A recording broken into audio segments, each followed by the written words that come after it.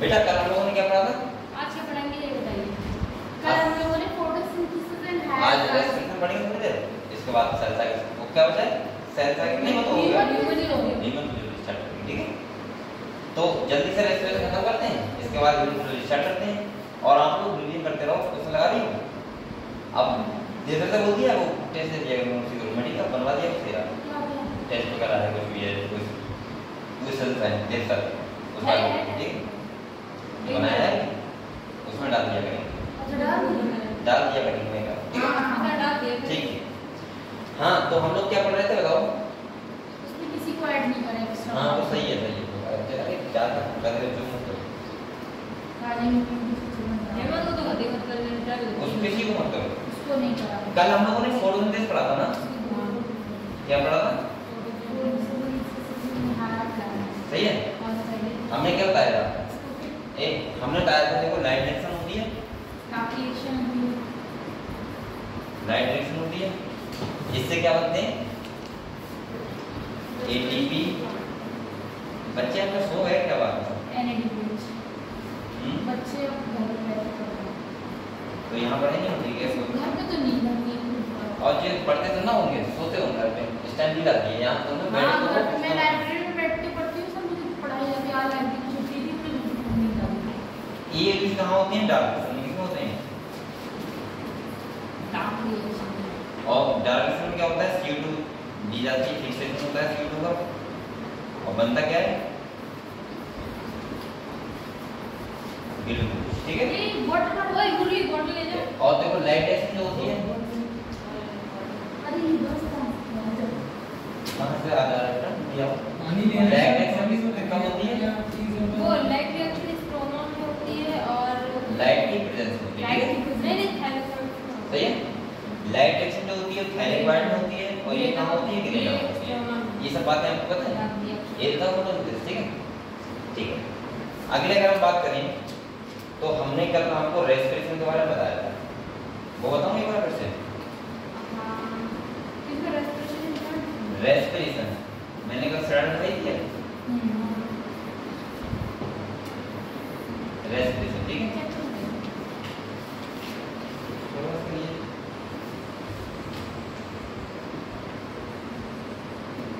ये करो ना सर, ये नीचे क्या है? Pattern background. अच्छा, ये बैकग्राउंड के लिए है सर।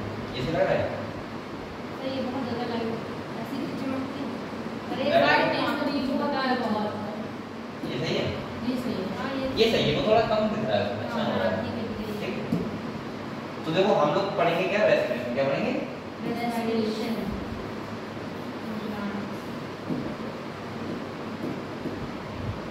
अरे दुकान में कलर सब क्या रहा है? पेंसिल लिख डाल दीजिएगा उसमें। एक भी येलो ही है ये। हम लोग पढ़ेंगे रेस्पिरेशन, ठीक है? लाइटो पढ़ रहे हैं ना आपको, हैं? आपको पढ़ के लाइट इसमें वही वाला सही है, ये वाला हैं? चलो ठीक, ये वाला सही है। ये सही है? हाँ, सही है। कभी लाइट बोल रही है, चलो सबको मुझे ले लो, ऐसे ले लो।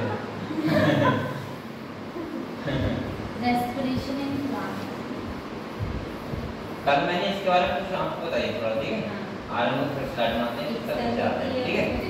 सर, जो फुल वाले क्वेश्चन लगाना है इसमें बड़ा ये स्टार्ट करते हैं, बहुत हार्ड वीडियो स्टार्ट है, वीडियो स्टार्ट। बहुत हार्ड है। हार्ड लेवल के क्वेश्चन लगाते हैं, तब वही जो टेस्ट पेपर जो सर बनाते हैं वहाँ वाले तो उसमें 250 से ऊपर क्या? तो मतलब आंसर, मतलब जो फिर चेक करते हैं तो उसमें अच्छे से जाते ही नहीं। टेस्ट में हाँ, इतनी बार टेस्ट दी कोशिश करो, और वायरल ज़्यादा कोशिश क्या हल्के हल्के आ रहोगे। अब देखो ऐसा होता है एकदम मतलब यहाँ पर थोड़ा लेवल भी बहुत मतलब out of level, out of of syllabus आते हैं। मेरे तो हमेशा 2 ऑप्शन में फंस जाती हूँ। 10 क्वेश्चन तो हमेशा आउट ऑफ सिलेबस आते हैं, तो उसमें फिर बच्चे क्या होते हैं, कंफ्यूज होते हैं। हाँ लो।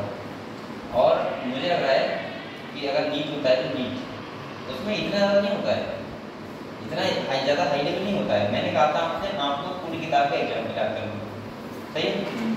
और सेकंड तुम्हें हर टॉपिक का नॉलेज होनी चाहिए, बस क्वेश्चन कर दो,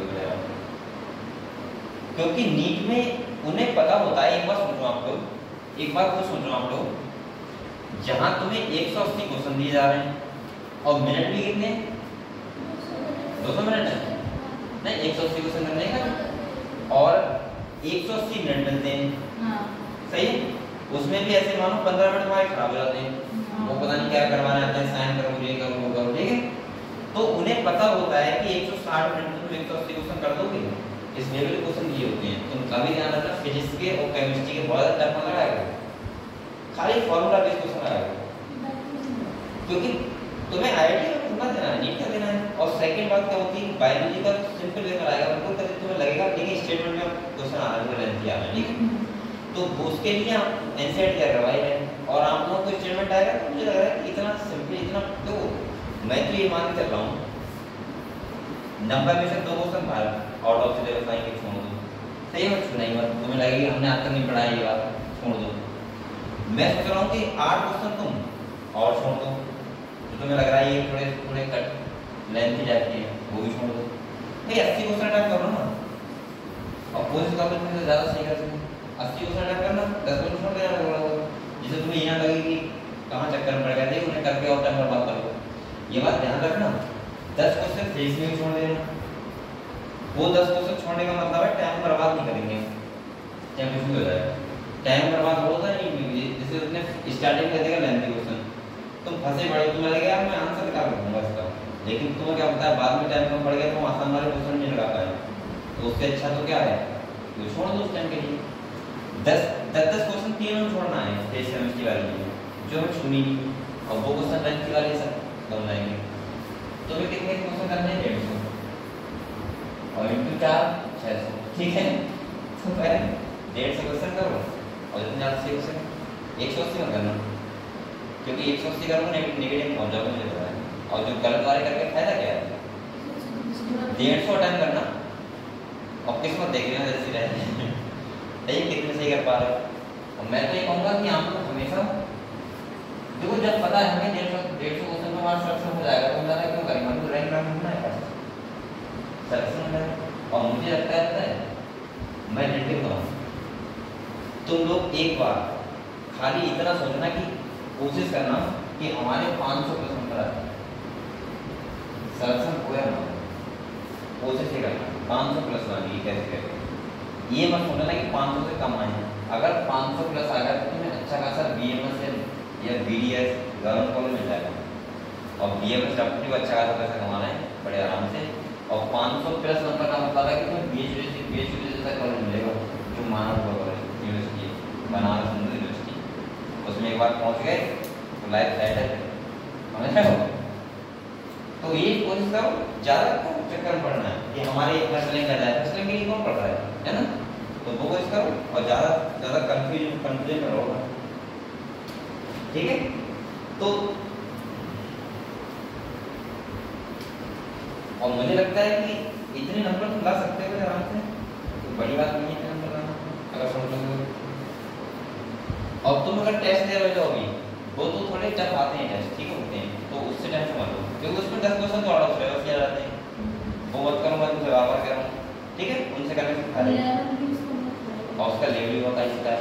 और यहाँ पे देखो वहाँ पे स्टेटमेंट तो आएंगे, तो इसीलिए आपको एनसीईआरटी कराता पड़ते हो, ज़्यादा से ज़्यादा एनसीईआरटी पढ़ो, जितना ज़्यादा एनसीईआरटी पढ़ लोगे और नोट्स पढ़ लोगे उतनी ज़्यादा चीज़ें हो जाएगी, ठीक है। ठीक है, हम लोग पढ़ रहे थे रेस्पिरेशन प्लांट।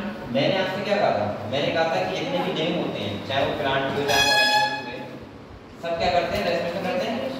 क्यों करते हैं, जिससे उन्हें एनर्जी मिले, यानी कि उन्हें ATP मिल जाए, ठीक है। तो होता क्या है, सेल है हमारी, क्या है सेल है, यहाँ पे ऑक्सीजन जाएगा और इससे क्या होगा, ऑक्सीडेशन, क्या होगा ऑक्सीडेशन, और ऑक्सीडेशन होने के बाद क्या मिल जाएगा, ATP, ऑक्सीजन। ये उनको कितना हो जाएगी, और CO2 हम बॉडी से बाहर निकाल देते हैं, ठीक है। तो कहीं ना कहीं यहाँ पे ये होता है रेस्पिरेशन, सही है। ये देखो एक बात और सुनो, रेस्पिरेशन जो होता है वो कैसा होता है, सेलुलर जो होता है, कैसा होता है, मतलब सेल के अंदर, ठीक है। रेस्पिरेशन जो इन्वॉल्व होता है वो कौन होता है, माइटोकॉन्ड्रिया। कौन होता है, माइटोकॉन्ड्रिया। ये सब आपको पता है, ठीक है। अब हम अगर बात करें तो मैंने कल आपको समझा दिया था इस बात, ये सेल है, कोई क्या है, ये सेल है। मैंने कहा था एक माइटोकॉन्ड्रिया, ये क्या है, तो मैंने कहा था यहाँ ग्लूकोज होता है, इससे क्या होती है, ग्लाइकोलाइसिस। 2 पायरवेट कैसे टूट जाएगा, सही है। ये कन्वर्ट किसमें होते हैं, एसिटाइल कोएंजाइम, पता है तुम्हें। और ये फिर कहाँ जाता है, क्रेब साइकिल में, क्या होती है, सही है।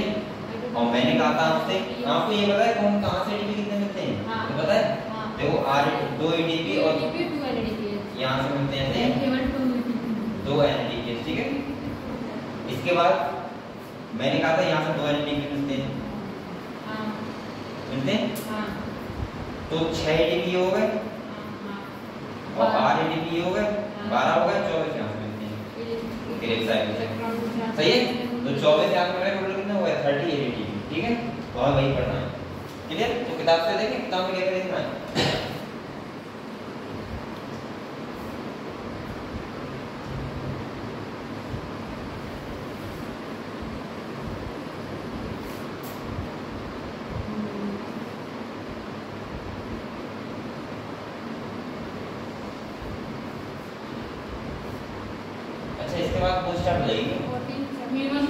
ये तो पढ़ाऊंगा नहीं, ये तो अभी पढ़ाया, ठीक है।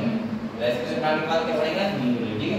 और ह्यूमन फिजियोलॉजी का वेट अच्छा खासा है, वहां से लगभग 10-12 क्वेश्चन टफ पूछ जाते हैं। बहुत सारे चैप्टर हैं, तो एक ही दिन में पढ़ा देंगे, एक दिन में सर 4-5 चैप्टर हैं, मैं समझा दूंगा बात, 2 दिन में, ठीक है। और इसके बाद डायरेक्ट स्टार्ट करेंगे जेनेटिक्स, क्योंकि अपनी क्लास में आपको 5 बजे में फिर जेनेटिक्स पढ़ लो, फिर इसका बायोलॉजी थोड़ा समझा दूंगा एक क्लास में। नहीं, जेनेटिक्स के बाद ह्यूमन रिप्रोडक्शन बस तो मत पढ़ा, फिर बायोटेक्नोलॉजी का बुक पढ़ ले, ठीक है। तो तुम्हारा लगभग सिलेबस जाएगा, उसके बाद घर पे रख तैयारी करो, आराम से 5 लाख कर लीजिए, ठीक है, वो वाला, ठीक है।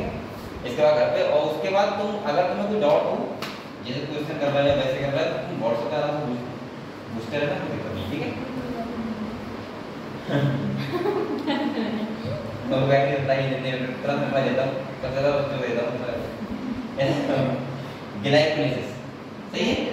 पहले क्या है, ग्लाइकोलाइसिस। यहाँ पे 2 साइंटिस्ट का नाम रखना, इम्बाइडन, मेयरहॉफ और फार्मर। ये क्वेश्चन आ सकता है, इसीलिए इसको बोलते हैं ग्लाइकोलाइसिस को ईएमपी पाथवे। क्या बोलते हैं, ईएमपी पाथवे। इसे क्या बोल सकते हैं,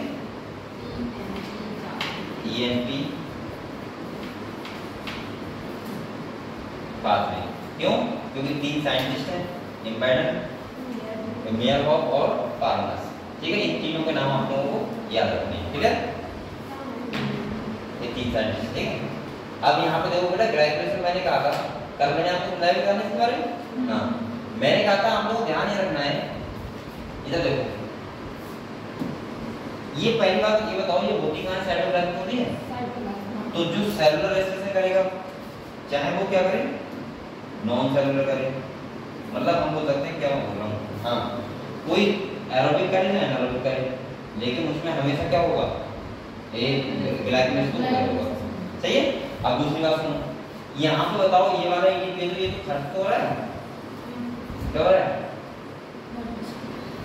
ये खर्च हो रहा है, ये भी देखो एटीपी कन्वर्ट हो रहा है, ये भी क्या हो रहा है, खर्च हो रहा है, सही है। फॉर्मेशन का हुआ, एक तो ये हुआ, एक ये हो गया, एक यहाँ पे होगा फॉर्मेशन, और एक कहाँ हो गया, यहाँ पे। अब आप लोग बताओ बेटा, इधर देखो, 2 एटीपी क्या हो गए, खर्च हुए, क्या हो गए, फर्स्ट और थर्ड, ये ध्यान रखना, फर्स्ट स्टेप में और थर्ड स्टेप में। इसके बाद फॉर्मेशन कितना होगा, एक एनएडी पे जे है, एक और एक उधर बनेगा, तो कितना जाएंगे, 2, क्योंकि जैसे साइकिल चल रही है ऐसे चल रही है, ठीक है। तभी तो यहाँ देखो इंटू लिखा हुआ है सब में, है लिखा हुआ। तो तो यानी कि 2 NADPH मिले, मिल गए। इसके बाद एक ATP ये मिला और एक ये मिला, 2 ATP मिले, तो हमें 2 ATP मिल गए। और 2 इंटू 2 कितने जाएंगे? 4। तो हम ऐसे हो सकते हैं लगभग 4 ATP। अब देखो आपसे वो कैसे भी क्वेश्चन करे, अगर वो NADPH की फॉर्म में कर रहा है, सही है, वो लिख दे ओनली ATP, तो आप NADPH वाले नहीं बोलोगे। तो आपको पता है 4 ATP में 2 ATP क्या हो गया? खर्च हो गए। क्या हो गए? खर्च। तो जो नेट गेन हुआ तो मान लीजिए वो हुआ 8 ATP। कितने का हुआ? और वैसे अगर हम बोले तो 2 ATP और 2 NADPH, ठीक है, समझ गए।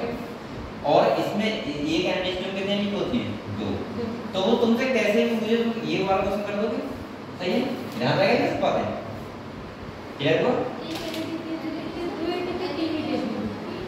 हाँ, 3 ATP होते हैं, तो 2 NADPH मिले, शायद 2, मैं 2 NADPH बोल रहा था और 2 ATP, ठीक है। तो जो नेट गेन हुआ वो कितना हुआ बेटा? 8 ATP, समझ गए, क्लियर हुआ इतना, ठीक है। अच्छा यहाँ पे आप लोगों को ये ध्यान रखना है, सही है, ये देखो ये जो यहाँ पे टूटता है ना, ये कितने कार्बन है? 6 कार्बन है। ये भी कितने कार्बन है? 6 कार्बन है ये भी। तो ये 2 पार्ट टूटता है, फिर 3 कार्बन टूटता है, कितने कितने? 3। तभी जो पायरोक्साइड बनता है 3 कार्बन कौन होते हैं? 2 बनते हैं, ठीक है। दूसरी बात सुनो, ये अगर तुमसे बोला कितनी स्टेप प्रोसेस, तो कितने हैं? देखो 1 2 3 4 5 6 7 8 9 10। कितनी है? ये 10 स्टेप प्रोसेस होगी, सही है। तो ये सब बातें आपको ध्यान रखनी है। आगे बढ़े, सही है, ग्रेविटी के बारे में पढ़ लेना, ठीक है। आगे देखो, अगर हम अगली बात करें, अब ये क्या है? फर्मेंटेशन। 2 टाइप का होता है।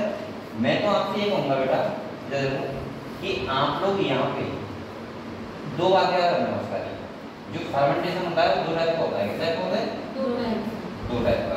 एक होता है एल्कोहलिक फर्मेंटेशन, कौन सा होता है? Alcoholic fermentation. और जो एक होता है वो होता है लैक्टिक एसिड। कौन सा? Lactic acid. आप लोगों को ये ध्यान रखना है खाली। अब एक बात बताओ, ये रेस्पिरेशन कौन सा है? एनारोबिक तो है? कौन सा है? एनारोबिक तो है। चलिए लो यहाँ पे एनारोबिक। अब देखो ये एनारोबिक रेस्पिरेशन है, तो यहाँ पे क्या एक ग्लूकोज से 38 नहीं मिलेंगे? नहीं, क्योंकि यहाँ माइटोकॉन्ड्रिया है ही नहीं। अब देखो यहाँ से ग्लूकोज से क्या बना? पायरुवेट एसिड बना। देखो तो जो यहाँ पे ये, अब देखो जब पायरुवेट एसिड से इथेनॉल बनता है, एक बात ध्यान रखना यहाँ पे, ये बहुत इंपॉर्टेंट है। जब पायरुवेट एसिड से लैक्टिक एसिड बनता है, जो हमारे कहाँ होता है? मसल्स में, तो वहाँ पे CO2 नहीं बनती, ध्यान रखना। और जब इथेनॉल बनता है तो वहाँ पे CO2 बनता है, ठीक है। और जो 2 ATP मिले थे, इसका मतलब ये हुआ कि एक ग्लूकोज से जो एनारोबिक रेस्पिरेशन में एक ग्लूकोज से कितने ATP मिलते हैं? ओनली 2। तो तभी तो एनारोबिक ब्रेकडाउन क्या होता है? हार्मफुल होता है। क्या होता है? तो फायदा नहीं होता उससे। ये बात समझ गए? बस ये ध्यान रखना, इथेनॉल बनता है तो CO2 बनती है, और जब इथेनॉल नहीं बनता है, लैक्टिक एसिड बनता है, CO2 नहीं बनती है, ठीक है। बकाया आपको पता है नेगेटिव कितना होता है? 2 ATP, ये सब पता है आपको, ठीक। अच्छा एक बात बताओ, अगर मैं तुमसे ये बोलूं कि ATP से एनर्जी कैसे मिलती है? ATP से एनर्जी मिलती कैसे? जो हम खर्च कर लेते हैं, मैं कहता हूँ खर्च करते हैं, कैसे करते हैं बताओ अंजलि? हमें ATP यूज कैसे करते हैं हम लोग, बताओ? कर सकते हैं क्या? अरे वो तो होती है, लेकिन ATP की फॉर्म में हमें कैसे मिल जाती है? वो तो ATP बनते हैं उससे, तो हम ATP खर्च कैसे करते हैं? ये नॉर्मल क्वेश्चन है, ऐसा नहीं किताब में है, ये नॉर्मल है भाई। ये तो ऐसा ना कि पेट्रोल है, पेट्रोल डाल दिया हमारे ऊपर, डाल दिया, वो खर्च हो रहा है, क्या है ये ATP? बेटा आपको पता है, ये देखो जब एटीपी का फुल फॉर्म क्या होता है, फिर क्या होता है? ये होता है एडिशन टाइप फॉस्फेट।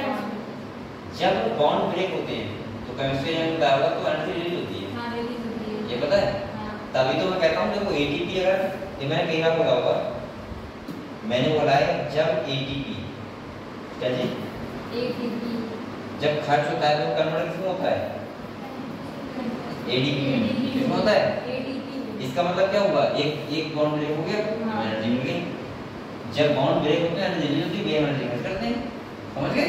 इसके बाद एडीपी किसमें कन्वर्ट होता है पता होगा आपको, एनपीपी होता है एडेनोसिन मोनोफॉस्फेट। और जब एटीपी बनता है तो मैं हमेशा ऐसा नहीं करता हूँ एडीपी कन्वर्ट टू एटीपी, तो इसका मतलब एटीपी बना है क्योंकि यहाँ जुड़ा है क्या एक फॉस्फेट, ऐसे लिखते हैं एक इनऑर्गेनिक फॉस्फेट क्या हुआ जुड़ा, तो एटीपी बन गया, समझ गए? ठीक है, तो ये सब आपको पता होना चाहिए, बेसिक नॉलेज है। ठीक है, देखो एनारोबिक काम समझ लिया, ग्लाइकोलाइसिस होगी उसमें 2 एटीपी मिलेंगे, उसके बाद अगर इथेनॉल बनना है तो CO2 बनेगी, और इथेनॉल नहीं बनना है तो लैक्टेज बनना है CO2 नहीं बनेगी। वहां कार्य में कितने मिलेंगे? 2 एटीपी मिलेंगे क्योंकि वहां माइटोकॉन्ड्रिया होता नहीं है। ठीक है, क्लियर है? ठीक है, अब जो एरोबिक रेस्पिरेशन होता है कौन सा होता है? ये किसके प्रेजेंस में होता है? माइटोकॉन्ड्रिया।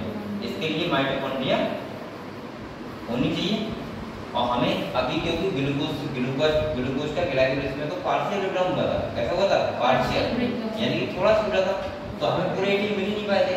लेकिन अब जो छूटेगा ब्रेकडाउन होगा पूरे तरीके से 10 नंबर लेके आए, मैंने मोल लेके आए, मोल लेके आए, मोल लिया इतना क्यों लेके आए बेटा?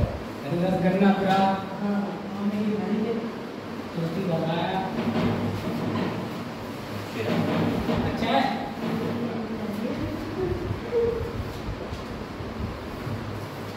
लेकिन जो भी गिलास पीने में आता है नहीं बैठ गए, पी लेते बोलते नहीं आता है। अरे गिलास उसने बड़ा लड़ाई हो गई, उड़ती है, या एकदम ही तो करना उड़ती है।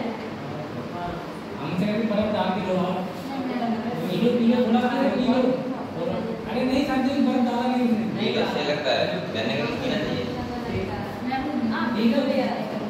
बेटा। चलो लड़कियां नहीं पीती हैं, अगर कोई लड़का किसी लड़की को देखाएंगे तो मना ही करेगी, 100% बात सही है। नहीं ऐसा कुछ नहीं, हम खा लेते हैं। नहीं मैं समझता हूँ हम खा लेते हैं सर, पर पीने होता है बहुत से बस नहीं होता है। वो बेचारे तो प्यार से कहना है मुंगा पी लेते क्या रहता है, और क्या अंजलि पी लो, एक मुंगा पी लो, ठीक है? इसके बाद सुनो तो पी लिया करो, बच्चे खुश जाते हैं बेचारे इसी बात हम से। खा भी लेते हैं सर, पर ये बहुत आपको पता होगा छोटे थे छोटे जब 8th क्लास में थे 9th क्लास में चीनी खाते नहीं, मैं एक बात बताता हूँ, तो क्या अगर तुमने इस लड़की से पेन मांग लिया और उसमें जादू दे दिया तो बोल गया इसी बात में फंसे कि पेन कैसे दिया? हाँ एक दिन नहीं, वो कम से कम 10 दिन घुसा जाता यार, लड़की पेन दिया तो इसका एहसान तो इतने बड़े हैं कि जमीन देती हुई इसने, सही है? तो बेचारे को इतनी मेहनत से कहते हैं पी लो तो पी लो, इतना खुश हो जाते हैं मैंने बच्चे। भी 2 गिलास किया था मैंने, उनका बुरा रहा किसने? हां सर ले रहा था, लड़की ने 2 बार फोन कराया, किसके लड़की के कितने आए? 300 बार, कितने में से? 500 से अच्छा कोई का काम आपको तो है ना, चलो पास हो गया। पास हो गया, फिजिक्स में 23 है, केमिस्ट्री में 23 है, और बायोलॉजी में 80 है, फिजिक्स में पास ही लड़के आएगा नहीं। पास में तो उसका कर रहा है लड़की, हां हां वो तो पास में होता खाली, तो क्या कर रहा है तो रिजल्ट करेगा तो फिर सर उसके अंदर एटीट्यूड ऐसा ही है। नहीं वो कुछ नहीं मुझे बताना उसके घर। चलो सुनो, अरे हर बच्चे बता बेटा कौन कितना का करेगा काम लगेगा और कहां तक जाएगा कौन बच्चा। इसके बाद और कौन था बताओ बेटा, रेल किसका करता है 12th में और कौन था? लड़की आई नहीं यार, जिससे बोलिए पानी लगाने वाली नहीं है, पानी निकाल। तो 12th में है। हाँ थी उसका रिजल्ट तो से लड़कों वाले थे। अरे वो आई तो नहीं। अरे कल आए परसों आईडी कर चलो दवाई की परसों वो बात करेंगे, ठीक है? परसों मेरी क्लास में 3 दिन क्लास नहीं है, बात तो है 3 दिन के बाद है। 3 दिन तो किसी क्लास में Yes, yes, सर yes. है तो क्या चलो बेटा अब बात सुन पहले, मैं ये करूँगा। हाँ तो कहीं ना कहीं और कौन सा था बताओ, और कौन सा था? और वो आए और कौन है? देव देख कौन है? ना,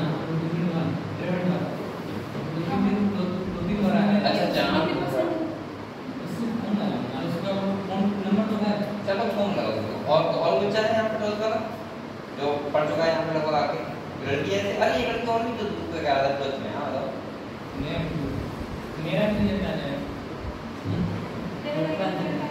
जो ग्रेजुएशन कर रहा है। इसके बाद और ना और बताओ बच्चे कौन था, कोई था वो क्या नहीं था? ठीक चलो पास हो गए बच्चे, पास हो जाए खेलना हो पास होता और स्टार्ट में बन जाए, मैं तो ये मानता हूँ भाई। मुझे लगता है कोई दिक्कत नहीं है अगर बच्चा सही सलामत पास हो जाए, लेकिन मेन सब्जेक्ट होते हैं उनमें अच्छे नंबर नहीं, उससे थोड़ा दिक्कत होता है। और मुझे लगता है देखो लगभग जिसे बहुत ज़्यादा नॉलेज नहीं होती है वो इन नंबर पे ज़्यादा ही लगते हैं। जैसे सपोज दैट आपके फादर है, पेरेंट्स है, मेरे मान लो ठीक है, अगर मेरे पेरेंट्स एजुकेट नहीं हुआ ज़्यादा नॉर्मल है तो उन्हें सब कुछ लगता है कि 12th की परसेंटेज सब कुछ है, 10th की परसेंटेज सब कुछ है। उन्हें नहीं लगता कि बच्चा कितना फ्यूचर में उसका मेहनत करता है, अभी ना कर पाया या कुछ कारण ऐसे होते हैं कि हमारे नंबर कम आ जाते हैं। सही है, तो मुझे लगता है वो चीज़ मैं कभी लाइफ में नहीं करूँगा, क्योंकि मेरे साथ ये बहुत बड़ा हो चुका है। मेरे सारे सब्जेक्ट में 90% नंबर आए, खाली एक सब्जेक्ट में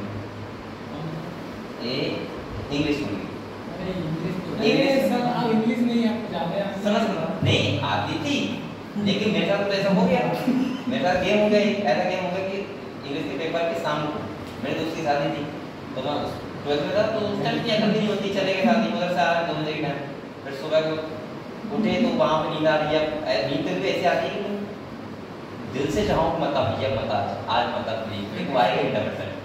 तो वही बार नींद आ रही पेपर में देख नहीं पाया, और उस पेपर में आए थे 66 नंबर था,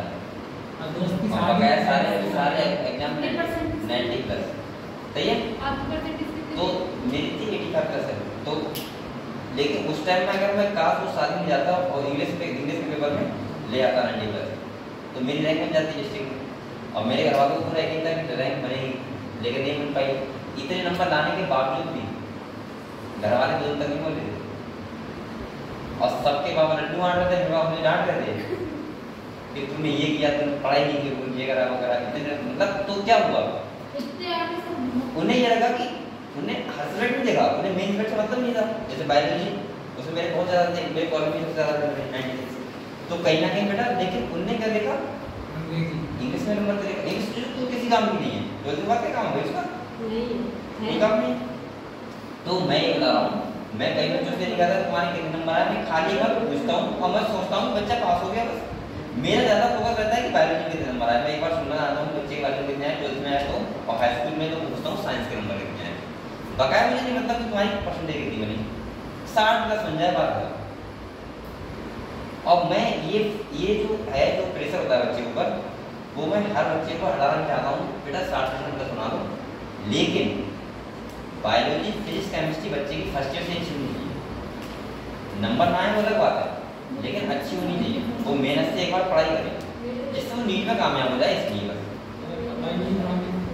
और सेकंड क्या होता है बेटा, मैं आपको रिलेटिव बताऊंगा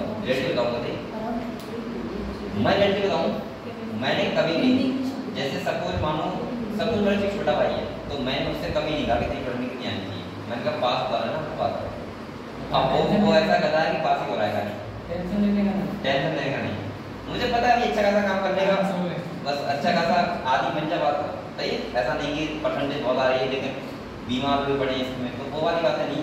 इसलिए टेंशन बेकार है। हाँ, तो इसलिए खुश रहो सर हमसे और एक क्लास पास करो। और सर भाई तुम एक बात समझा करो, एक बार समझो, माँ बाप जो बच्चे होते हैं उन दोनों फोकस ज़्यादा कर लेते हैं। तो एक बार सुन लो, हमें भगवान नहीं, हमारे बच्चे देवता कैसे हो जाएंगे? तुमने भगवान बच्चे देवता कैसे हो जाएंगे? जो तुम कर रहे हो छोटा बच्चा करेगा। लेकिन हाँ सही ठीक ठाक करना चाहिए अपने लाइफ में, ऐसा भी नहीं कि भगवान बन गया, ऐसा भी नहीं कि बिगड़ गया शैतान बन गया।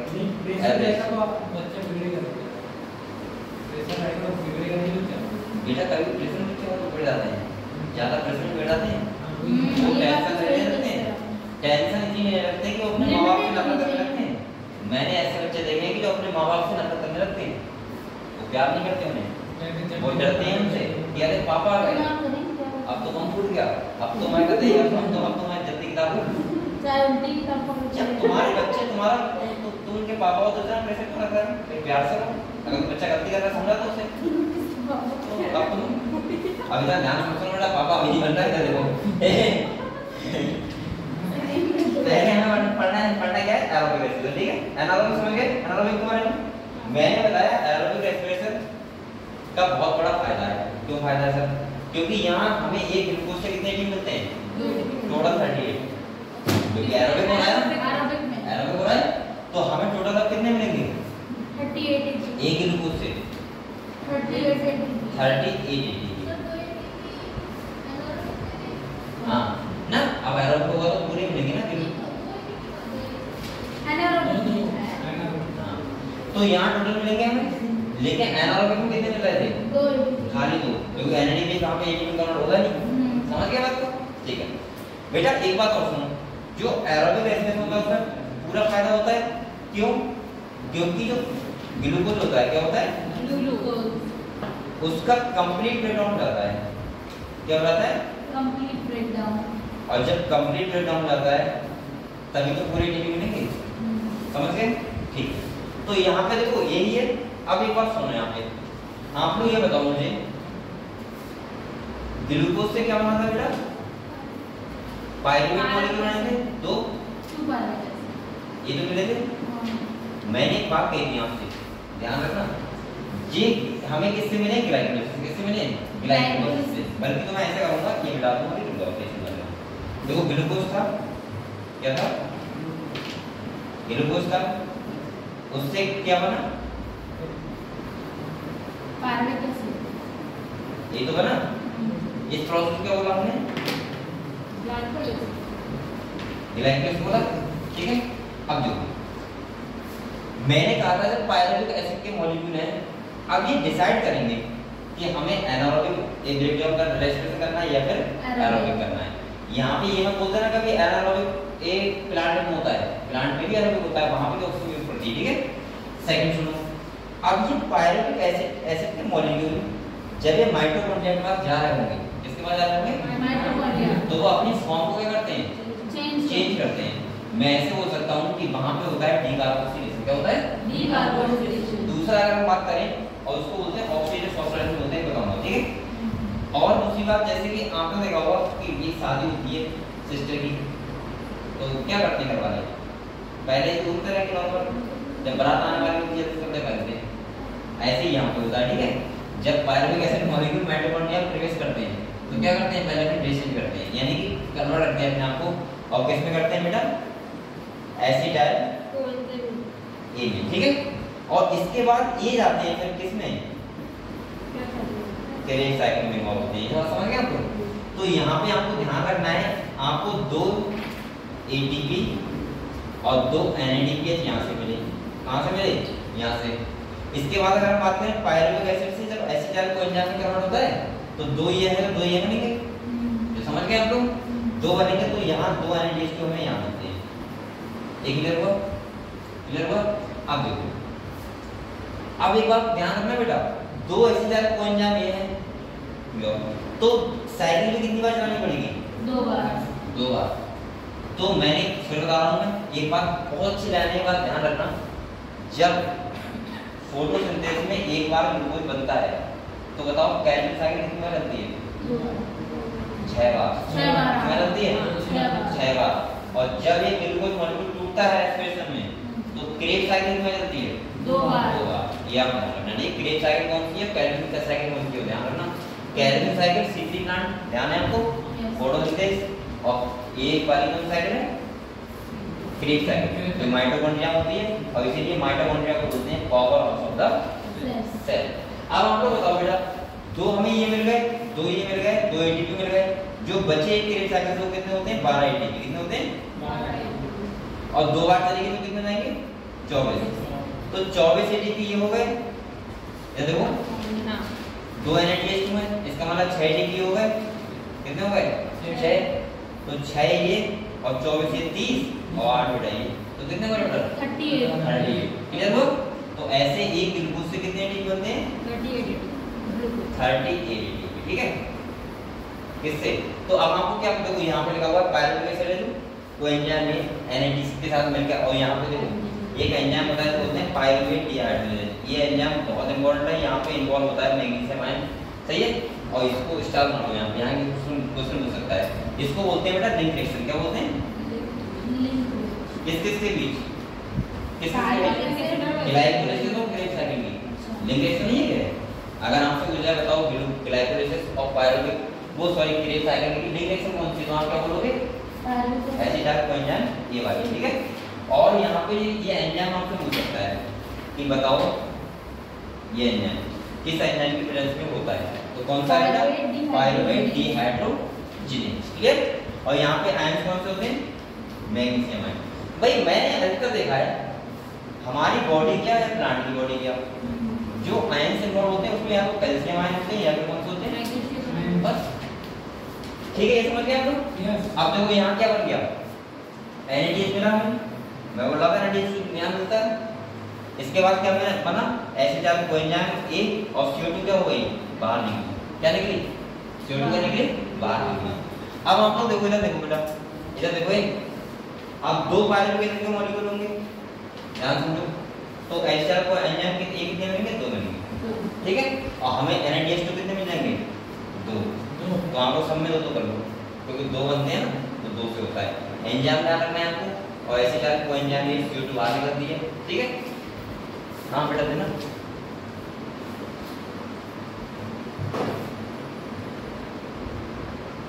एनीथिंग से हैं?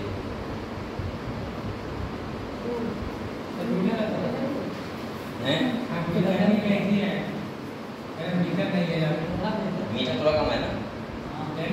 पानी में ज़्यादा था? तो तुमने इससे भी कम पिया कभी? तो तुम्हारे तुम जब जूस पीते हो उसमें पानी ज़्यादा मिला देता हो। तक देखो। हाँ ये लोग ज़्यादा अच्छा वो होता है कुछ लोग चाय तो मीठी पीते हैं, कुछ लोग बहुत मीठी पीते हैं, हम लोग कुछ लोग बहुत मीठी पीते हैं। जो कहते हैं यार तो वोट ना चिपके मजा नहीं आता है। जैसे हमारे नाम हाँ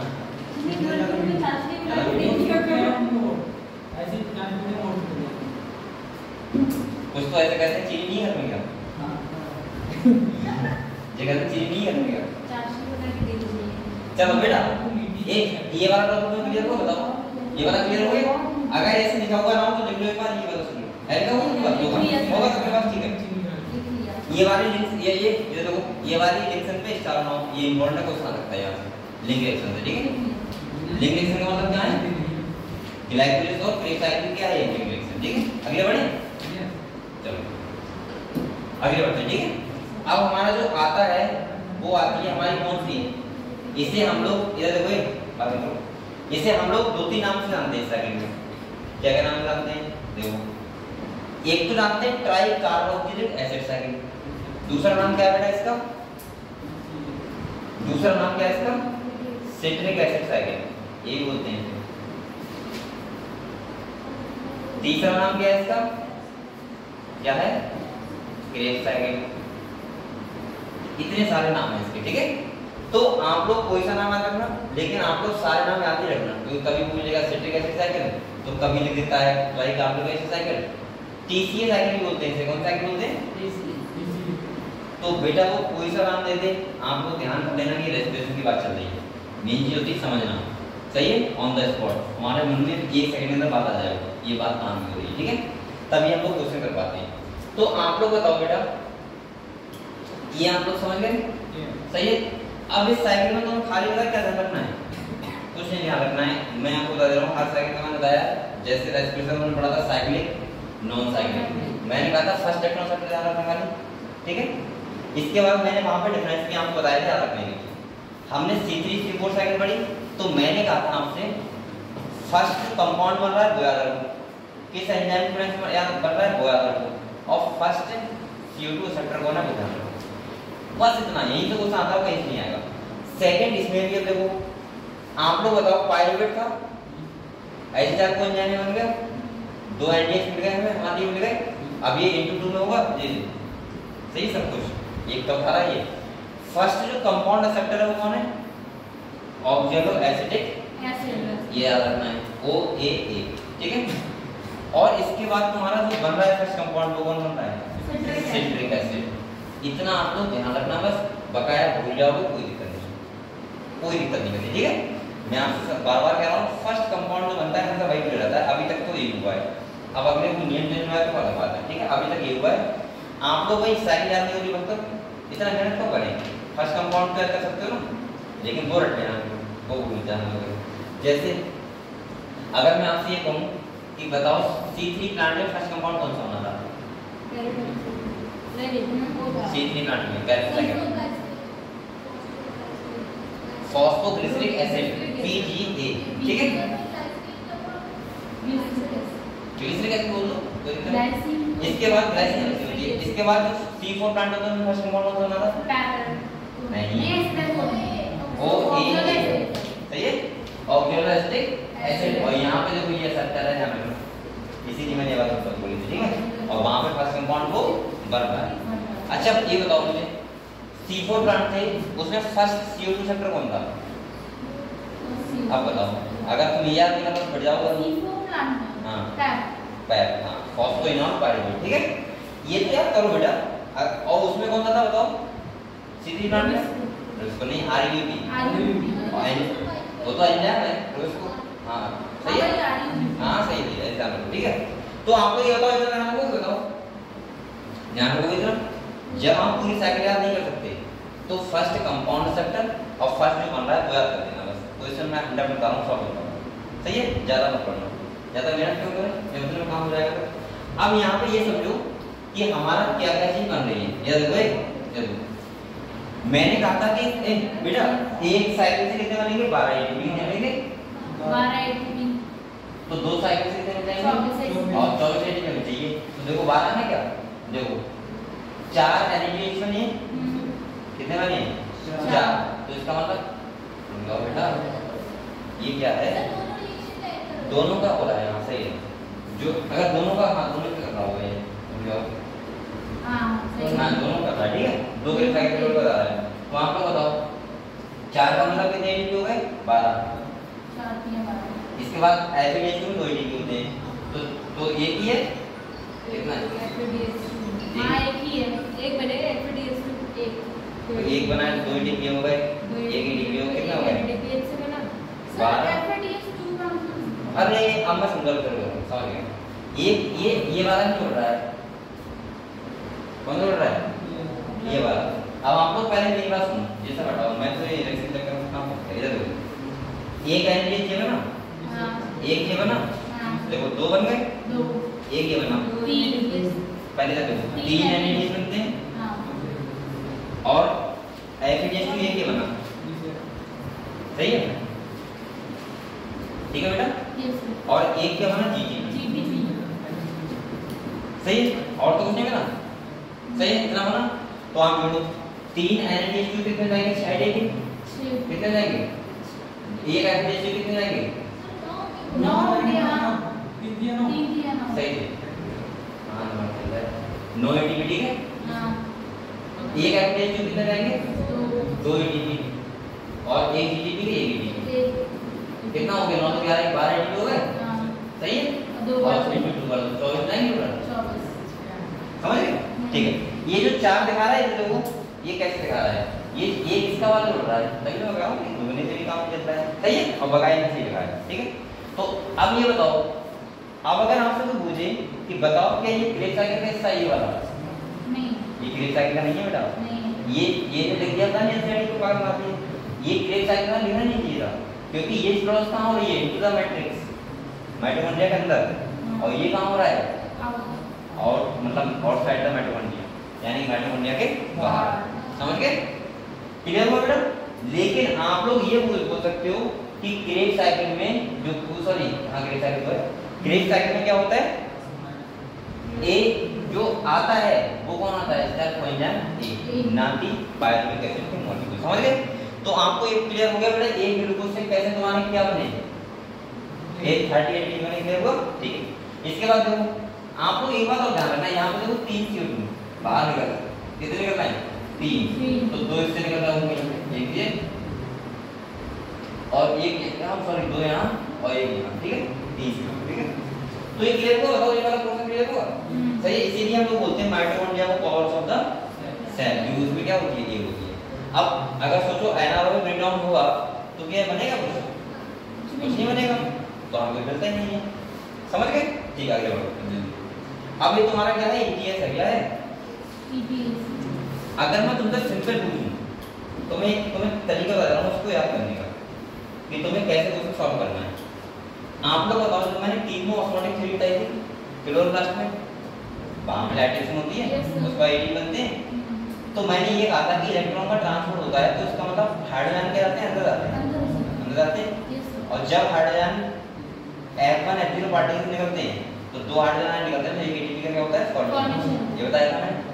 सेम करके यहाँ पे ऐसा होता है, लेकिन ये वाले ATP क्या होते हैं, हमारे खर्च में होते हैं, और वो वाले ATP हमारे खर्च में नहीं आते हैं।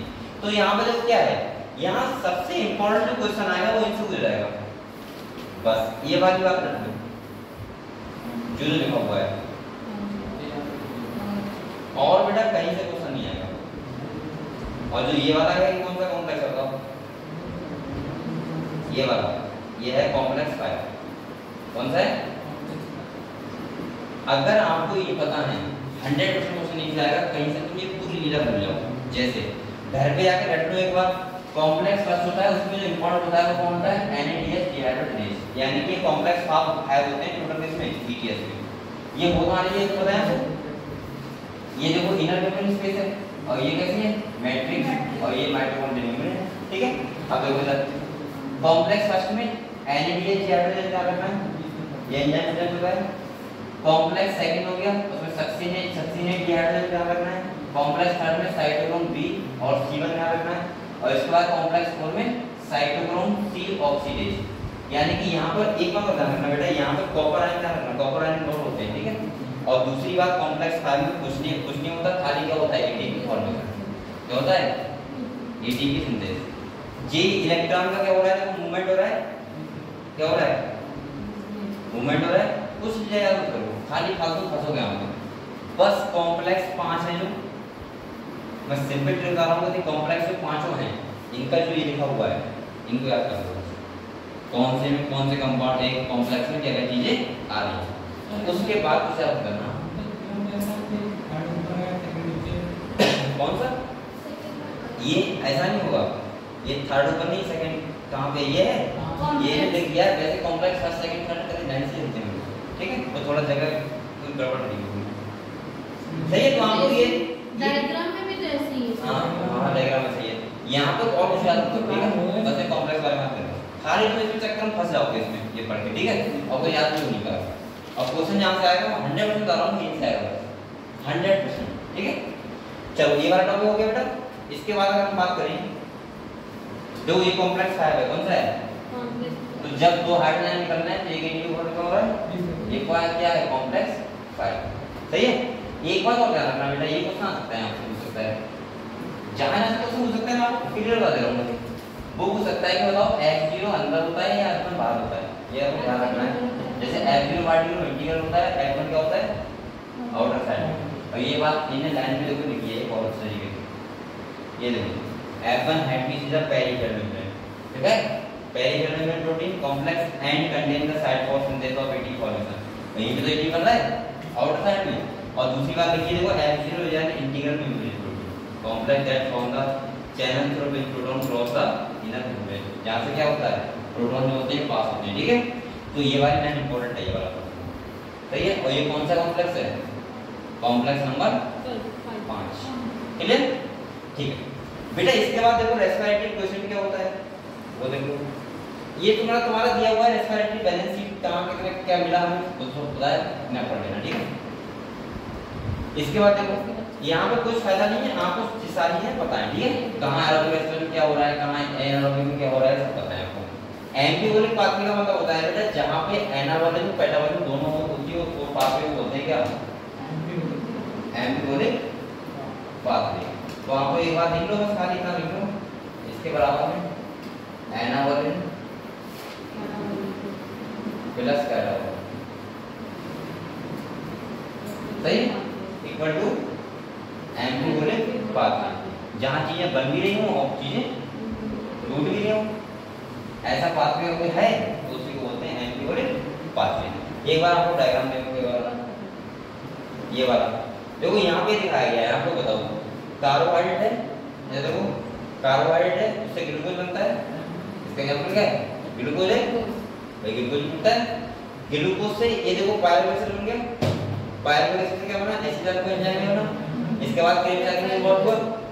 अब देखो यहाँ पे जो फैट होता है वो कितना फैटी एसिड में, और फैटी एसिड डायरेक्ट कन्वर्ट किसमें आता है? एसिटाइल कोएंजाइम में। और इसके बाद देखो प्रोटीन किसमें टूट रही है? Amino acid. तो यहाँ पे टूट भी रही है और यहाँ पे चीजें बन भी रही हैं। अमाइनो एसिड से क्या बन जाता है? पायरुवेट एसिड मॉलिक्यूल, और ये फिर से ब्रेकडाउन हो जाता है इनका। तो यानी कि जो दोनों चीजें हो रही हैं उन्हीं को बोलते हैं एंटीबॉडी पाथवे। क्लियर हुआ? ठीक है। रेस्पिरेटरी क्वेश्चन क्या होता है बेटा? समझो, ये देखो, पहली बात तो मैं आपको रेस्पिरेटरी क्वेश्चन डायरेक्ट लिखवा दे रहा हूँ, बता दे रहा हूँ कि काम कौन से आपको याद करने हैं, बकाया इसमें कुछ होता नहीं है। जैसे देखो, अगर मैं रेस्पिरेटरी क्वेश्चन की बात करूँ, इसका मतलब ये होता है सिंपल भाषा में, रेस्पिरेटरी क्वेश्चन का मतलब क्या होता है? जो वॉल्यूम ऑफ CO2 इवॉल्व और लिखा है वॉल्यूम ऑफ O2 कंज्यूम, मतलब ये हुआ कि जैसे कि मान लिया क्या है तुम्हारा? ग्लूकोज है। क्या है बेटा? ग्लूकोज। आप लोग बताओ तो बताना, ग्लूकोज होता है। अगर इसको तोड़ने के लिए, ब्रेकडाउन करने के लिए 6 से CO2 क्या हो रहे हैं? वो निकलना है, और 6 CO2 क्या लग रहे हैं? क्या निकलना है? 6 CO2 और खर्च हो रहा है उसमें, और 6 CO2 क्या हो रहा है? उल्टा कर रहा हूं, यानी कि देखो वॉल्यूम ऑफ CO2 इवॉल्व, तो 6 CO2 निकलना है और 6 CO2 क्या हो रहा है? खर्च हो रहा है। तो आप लोग बताओ इसका रेस्पिरेटरी क्वेश्चन कितना हो जाएगा? 1। क्यों 1 हो जाएगा? 6 कम 6 1 तो होगा। मतलब ये हुआ सिंपल भाषा में कि कितने ऑक्सीजन खर्च होते हैं, मतलब लिए जाते हैं रेस्पिरेशन में, और उससे कितने CO2 बनते हैं, उसको बोलते हैं रेस्पिरेटरी क्वेश्चन। क्लियर?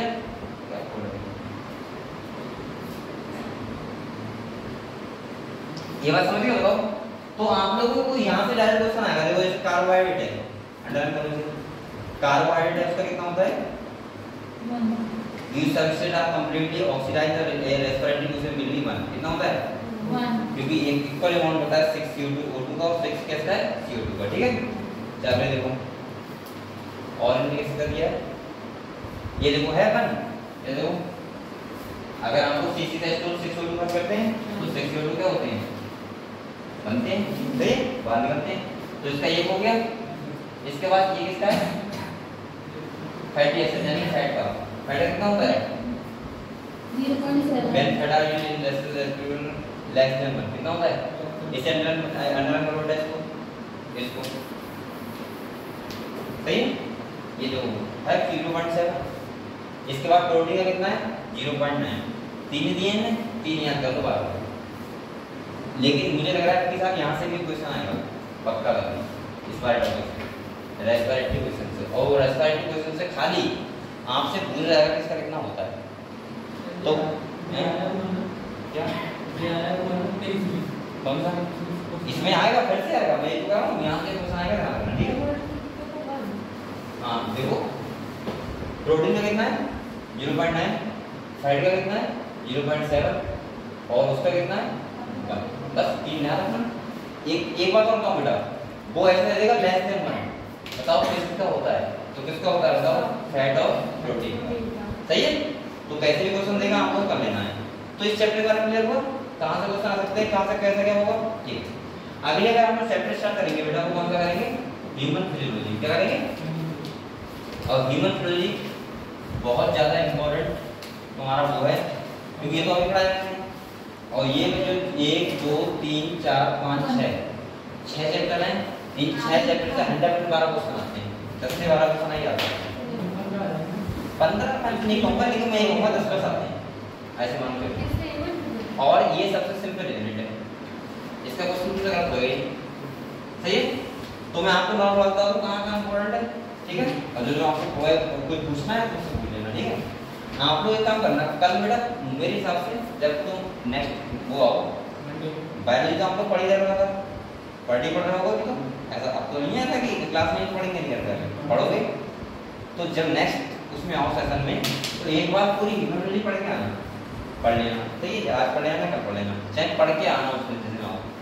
और बकाया जो अभी है, मतलब 3-4 दिन की क्लास नहीं है, उस टाइम पे आप लोग 12th का भी मत करना, वो पढ़ाऊंगा। फर्स्ट ईयर की पूरी किताब तैयार कर दूंगा 5 दिन में। 12th का जो आपको बचा है वो 5 दिन में कंप्लीट करवा दूंगा। ठीक, इंपॉर्टेंट क्या टॉपिक है पूरे 12th की 5 दिन में करवा दूंगा। 2 दिन तुमको जेनेटिक्स के लिए, 1 दिन इसके लिए, पूरा 3 दिन हो गए। और जो 2 दिन बचेंगे उसमें जो बकाया बचा वो देख लेंगे, ठीक है। और उसके बाद आप लोग बचा टाइम उसमें आप लोग क्या करना है, 12th पढ़ना है। तो अभी आप लोग 3-4 दिन कहते लगा के फर्स्ट ईयर पढ़ना और कहते उसके सारे डॉट अपने क्लियर कर देना, ठीक है। चलो तो देखो, अगर हम breathing and exchange of gases की बात करें, किसकी बात करें, breathing and exchange of gases.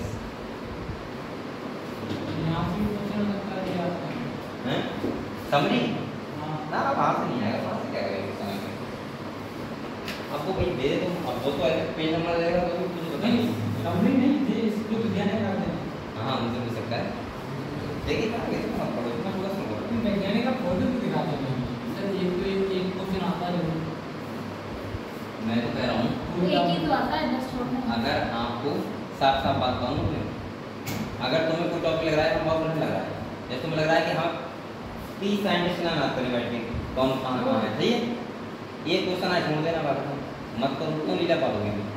मैं आपसे कह रहा हूँ 80 क्वेश्चन कर लेना, 10 छोड़ देना, जैसे ड्रामा वाली 2 क्वेश्चन एक्स्ट्रा वाले आउट ऑफ सिलेबस वो मैं पहले कहता हूँ छोड़ देना, आ जाएंगे। और 2 से ज़्यादा आएंगे नहीं, मेरा पता है पहली बात 2 भी नहीं आएंगे, वो कह रहा हूँ खाली ये भी बहुत सारी, और मैं भी भगवान नहीं। 2 क्वेश्चन छोड़ देना आएंगे दोनों, और 8 क्वेश्चन ये फालतू वाले छोड़ देना। अरे ऐसे फालतू वाले की साइंटिस्ट का नाम उसका वो लिया तो उसको बता रहा ये इस ऐसे वाली ये देखो ये और सर आ जाएगा तो छोड़ देना। कौन से कथन कौन है हां ऐसे नहीं वो करना बेटा, वो कथन वो तो स्टेटमेंट में क्या हो यार आपने हमने समझा देना। ठीक है क्यों सर, वो कारण दूसरा उसका ऐसे सर एक दिन पेपर लेके आए लैपटॉप का पूरा यार वो गलत इसका बात का जाना चाहिए, कारण क्या कह रहा है तो समझ में नहीं आता इसके बारे में। उसमें ऐसा होता है, सबसे मेरे दिमाग से निकल उसमें देखो ये स्टेटमेंट वाली लिखी हुई है, तुम पहले तो पढ़ो। एक होता है एक्सरीजन, एक होता है रीजन। रीजन का मतलब होता है कारण, या जो पहला वाला लिखा होता है उसके कारण ऐसा हो रहा है क्या। अब अगर दोनों सही हैं तो कौन सा होगा, दोनों को कारण नहीं दे पा रहा है तो कौन सा होगा, उसमें थोड़ा बच्चा फंसा तो है। अब एक बताओ, अगर वैसे क्वेश्चन 5 आ गए तो कोई छोड़ सकता है, कैसे छोड़ सकते, चलो एक आया छोड़ देना, मैं तब भी कह रहा हूँ एक आया छोड़ देना। अब लेकिन अगर बेटा तो एक होगा, अगर तुम्हें समझ में आ रहा है तो कोई करोगे कर लेना। मैं 8 क्वेश्चन वो कह रहा हूँ जो ज्यादा ऐसे लगे कि यार जैसे जेनेटिक्स का कोई आ गया टाइम ज्यादा लगता है। हाँ तो आप पहले बोले ना उनको पहले बोला बना देना, पहले पेपर वो करना बेटा जो आता है, मैं बताऊंगा कैसे करना है, लास्ट टाइम से पढ़ना, ठीक है। सेकंड सुनो, मैं क्या बता रहा हूँ कि नॉर्मल क्या होता है कि अगर आप 8 क्वेश्चन मोबाइल छोड़ देना है, जेनेटिक्स का कोई क्वेश्चन है, तुम्हें लग रहा है सॉल्व करना है, ये करना है, वो करना है, पहले बोली फॉलो बोलेगा, छोड़ो 8 क्वेश्चन को क्या छोड़ देना, 80 तो करना। और तुमने अगर 80 में वैल्यू चाहिए उतने नीट के लिए, भाई 80+ चाहिए नीट के लिए, लेकिन 80 तो करो। अब तुम कर रहे हो 40 बातें कर रहे हो वो वाली आउट ऑफ सिलेबस वाली, फिर मेरा दिमाग यहाँ से खटकता है। अगर कोई बच्चे का पूरा वैल्यू तैयार है, अब मुझसे कहीं का भी क्वेश्चन करे, कहीं का भी करे तो बता दूंगा 100%। तुम्हें आता नहीं है वो वाला जो एनसीईआरटी फर्स्ट चैप्टर में का है, तो बातें वो वाली कर रहे हो एनसीईआरटी से आउट ऑफ सिलेबस वाली, तो यहाँ से दिमाग खराब होता है। या तुम पहले अपने इंटेलिजेंट बनो। तो मैं हमेशा कह रहा हूँ बेटा आप लोग 10 क्वेश्चन मत करना बस, लेकिन 80 कर लेगा कि लगे हाँ तुम मुझे 320 नंबर लाने वाले हैं तो लाने।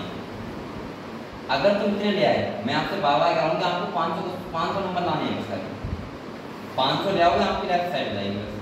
कौन सा ऐसा तो नहीं, पापा हमारे एमबीबीएस थे और बाबा हमारे एम्स में थे, केजीएमसी में, जो हमें एमबीबीएस ज़्यादा ही जाना है भाई, नहीं आएंगे तब भी कुछ नहीं हो जाएगा। अरे घर वाले थोड़े नाराज होते हैं कि एमबीबीएस नहीं मिला, लेकिन घर वाले तब भी बहुत खुश होंगे बीएस मिल जाएगा गवर्नमेंट, समझ रहे हो।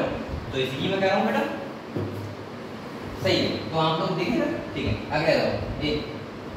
अगर हम यहाँ पे बात करें breathing and exchange of gases की, तो इसका मतलब क्या होता है कि हमारी जो ऑक्सीजन है हम लोग सांस ले रहे हैं, क्या ले रहे हैं, सांस लेते हैं, ऑक्सीजन लेते हैं, CO2 छोड़ते हैं, तो यहाँ मतलब यह है कि हम सांस तो लेते हैं और सांस हमारी जाती, मतलब हवा जाती कहाँ है? क्या आप लोग जो हवा लेते हो क्या उसमें ऑक्सीजन जाती है खाली? भाई को फिल्टर लगा सुनना है, खाली ऑक्सीजन जाएगी। एरोलाई तक सारी गैसें जाती हैं। एरोलाई के बाद जो बाइंड होती है किससे? हीमोग्लोबिन से, वो खाली कौन होती है? ऑक्सीजन होती है और बकाया सब चली जाती है।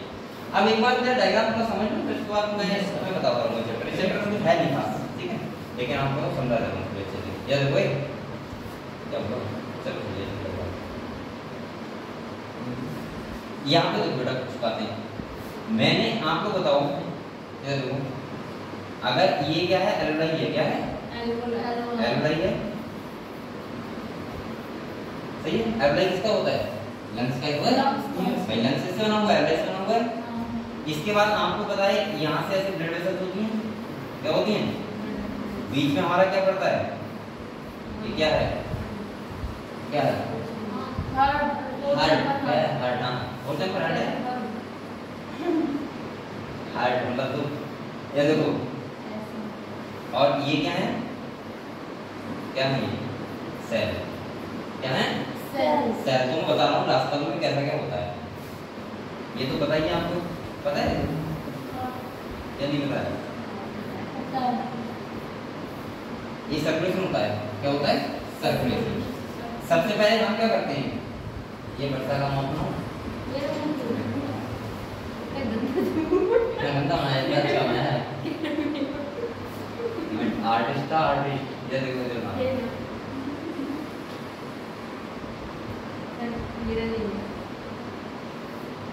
सही है। अरे अगले का सेट बनाया है, ठीक है, जिसका अपनी प्राथमिक सही है, ठीक है। यहाँ सांस ली तुमने, क्या ली? सांस ली। सांस लेने के बाद ट्रैकिया की शुरू कहाँ गई? लंग्स में। और लंग्स के बाद कहाँ गई? एल्वेलाई। सही है। एल्वेलाई के बाद बेटा तो हमारी हीमोग्लोबिन होता है, आगे से ब्लड में आगे से होती है, उसमें हीमोग्लोबिन होता है, उससे क्या हो जाता है? बाइंड हो जाता है, सही है, ऑक्सीजन। तभी उसको बोलते हैं ऑक्सीजन ब्लड। ये जाता है हमारे कहाँ? ये राइट एट्रियम में, ये कौन सा? लेफ्ट एट्रियम में जाता है। लेफ्ट के बाद लेफ्ट वेंट्रिकल में जाएगा और इसके बाद कहाँ जाएगा? सेल के पास जाएगा। और सेल के पास जाने के बाद यहाँ O2 दे देगा और यहाँ से CO2। ये प्रोसेस कौन सी होती है? रेस्पिरेशन। क्या होती है? समझ गए? ये क्या हो रहा है? ट्रांसपोर्ट हो रहा है। क्या हो रहा है? और ये हमारा ऊपर वाला सिस्टम होता है, कौन सा होता है? ब्रीथिंग। क्या होता है? और ये क्या होता है? बीच वाला सिस्टम ट्रांसपोर्ट।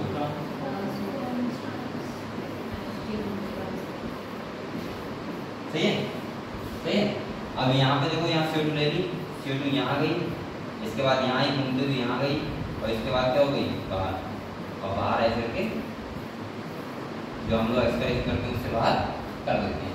तो हमें नीचे वाला तो मतलब है नहीं, वो हमने पढ़ लिया, अभी पढ़ रहे थे हम लोग इतने से। और ऊपर वाला हमें पढ़ना है ये कैसे ब्रीथिंग होता है, इसका ऑक्सीजन और CO2। सही है, ठीक है। तो ये आ जाओ।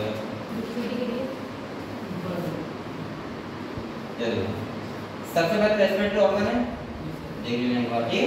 कौन से किसके हैं आपको पता है? सब में अलग होते हैं, हमें अलग होते हैं। मछली में क्या होते हैं? गिल्स होते हैं। जैसे आपके इंसेक्ट में क्या होते हैं? ग्रीन ग्लैंड होती है, ग्रीन ग्लैंड होती है। तो अलग अलग ऑर्गन होते हैं, हाँ, वो आपको ध्यान रखना है। इसके बाद ये पढ़ने नहीं, बाद पढ़ लोगे, सही है।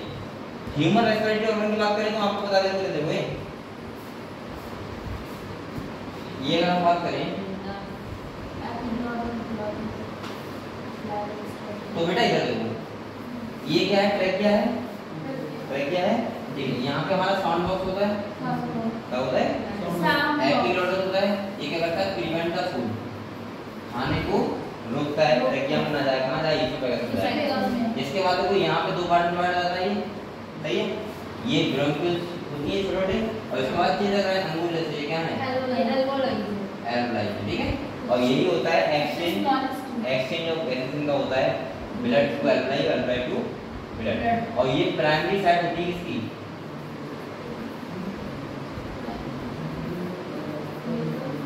प्राइमरी साइड होती है एक्सचेंज ऑफ गैसेस, समझ गए? ठीक है। ये क्या है बेटा? हार्ट है क्या? अगर है हार्ट, हार्ट का मतलब क्या होता है? काय का मतलब हार्ट का मतलब हार्ट एक हार्ट होता है, एक हार्ट होता है। वो तो उसका दुख होता है दुख दुखाना पता नहीं है? तो तू तो दुख वाला तो बता रहा है। तो ये चलो जी है वो पीने का तो ठीक है। और ये क्या है? ये लंग से हमारे दो लंग होते हैं। सर एक छोटा है बड़ा होता है क्या? छोटा बड़ा वाला नहीं होता है, ऊपर नीचे होता है। ये वाला राइट साइड में होता है, ये वाला साइड ये थोड़ा सा ऊपर होता है। ये पूरा नीचे होता है सर यहाँ पे ये हार्ड होता है तो छोटा तो होता होगा ना। अरे वो हार्ड की बात ही कर रहा है। अरे हार्ड का वो लंग्स की बात कर रहा है। हाँ लंग्स की तो बात मैं भी कर रहा हूँ। दूसरी बात सुनाए? चलो ठीक है वो तो हुआ है। दूसरी बात सुनो। अब तू कह रहा है हार्ड यहाँ होता है ना, वो कह रहा है हार्ड यहाँ होता है, यहाँ होता अरे है। ये हार्ड की बात नहीं कर रहा हूँ। ये कह रहा है कि छोटा होता होगा ना ये राइट वाला था। छोटा हाँ ये थोड़ा सा हल्का सा हार्ड इस साइड में होता है, हमारी लेफ्ट साइड में। लेफ्ट साइड में थोड़ा सा इधर नहीं होता, यहाँ होता है, लेफ्ट साइड यहाँ साइड, यहाँ यहाँ होता है। है। हाँ ठीक है।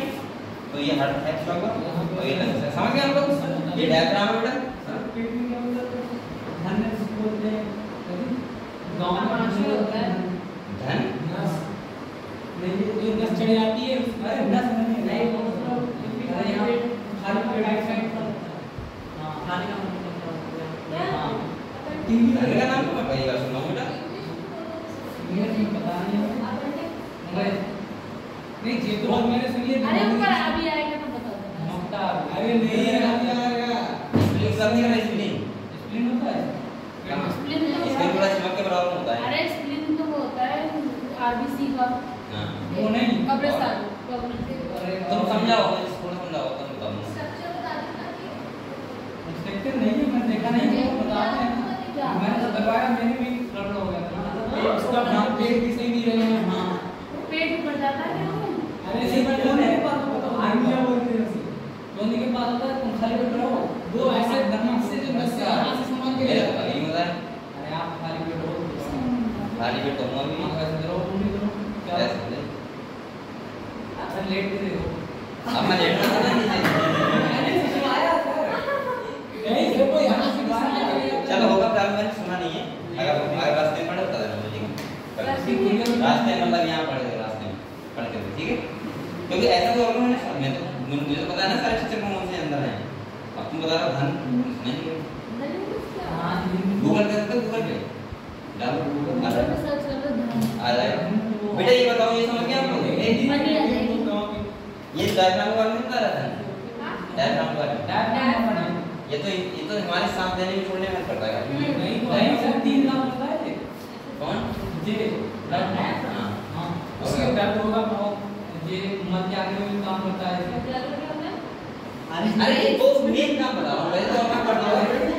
मेन काम इसका इंस्पायरेशन आपका सही बात है। थोरेसिक चैम्बर को इंक्रीज करने में और डिक्रीज करने में, ठीक है? वो तो होता ही है, वो तो मेन काम है और काम हाँ और भी करता होगा तो मेन काम करता यहाँ होगा। पर तो इसके बाद सुनाई ये समझ गए हम लोग?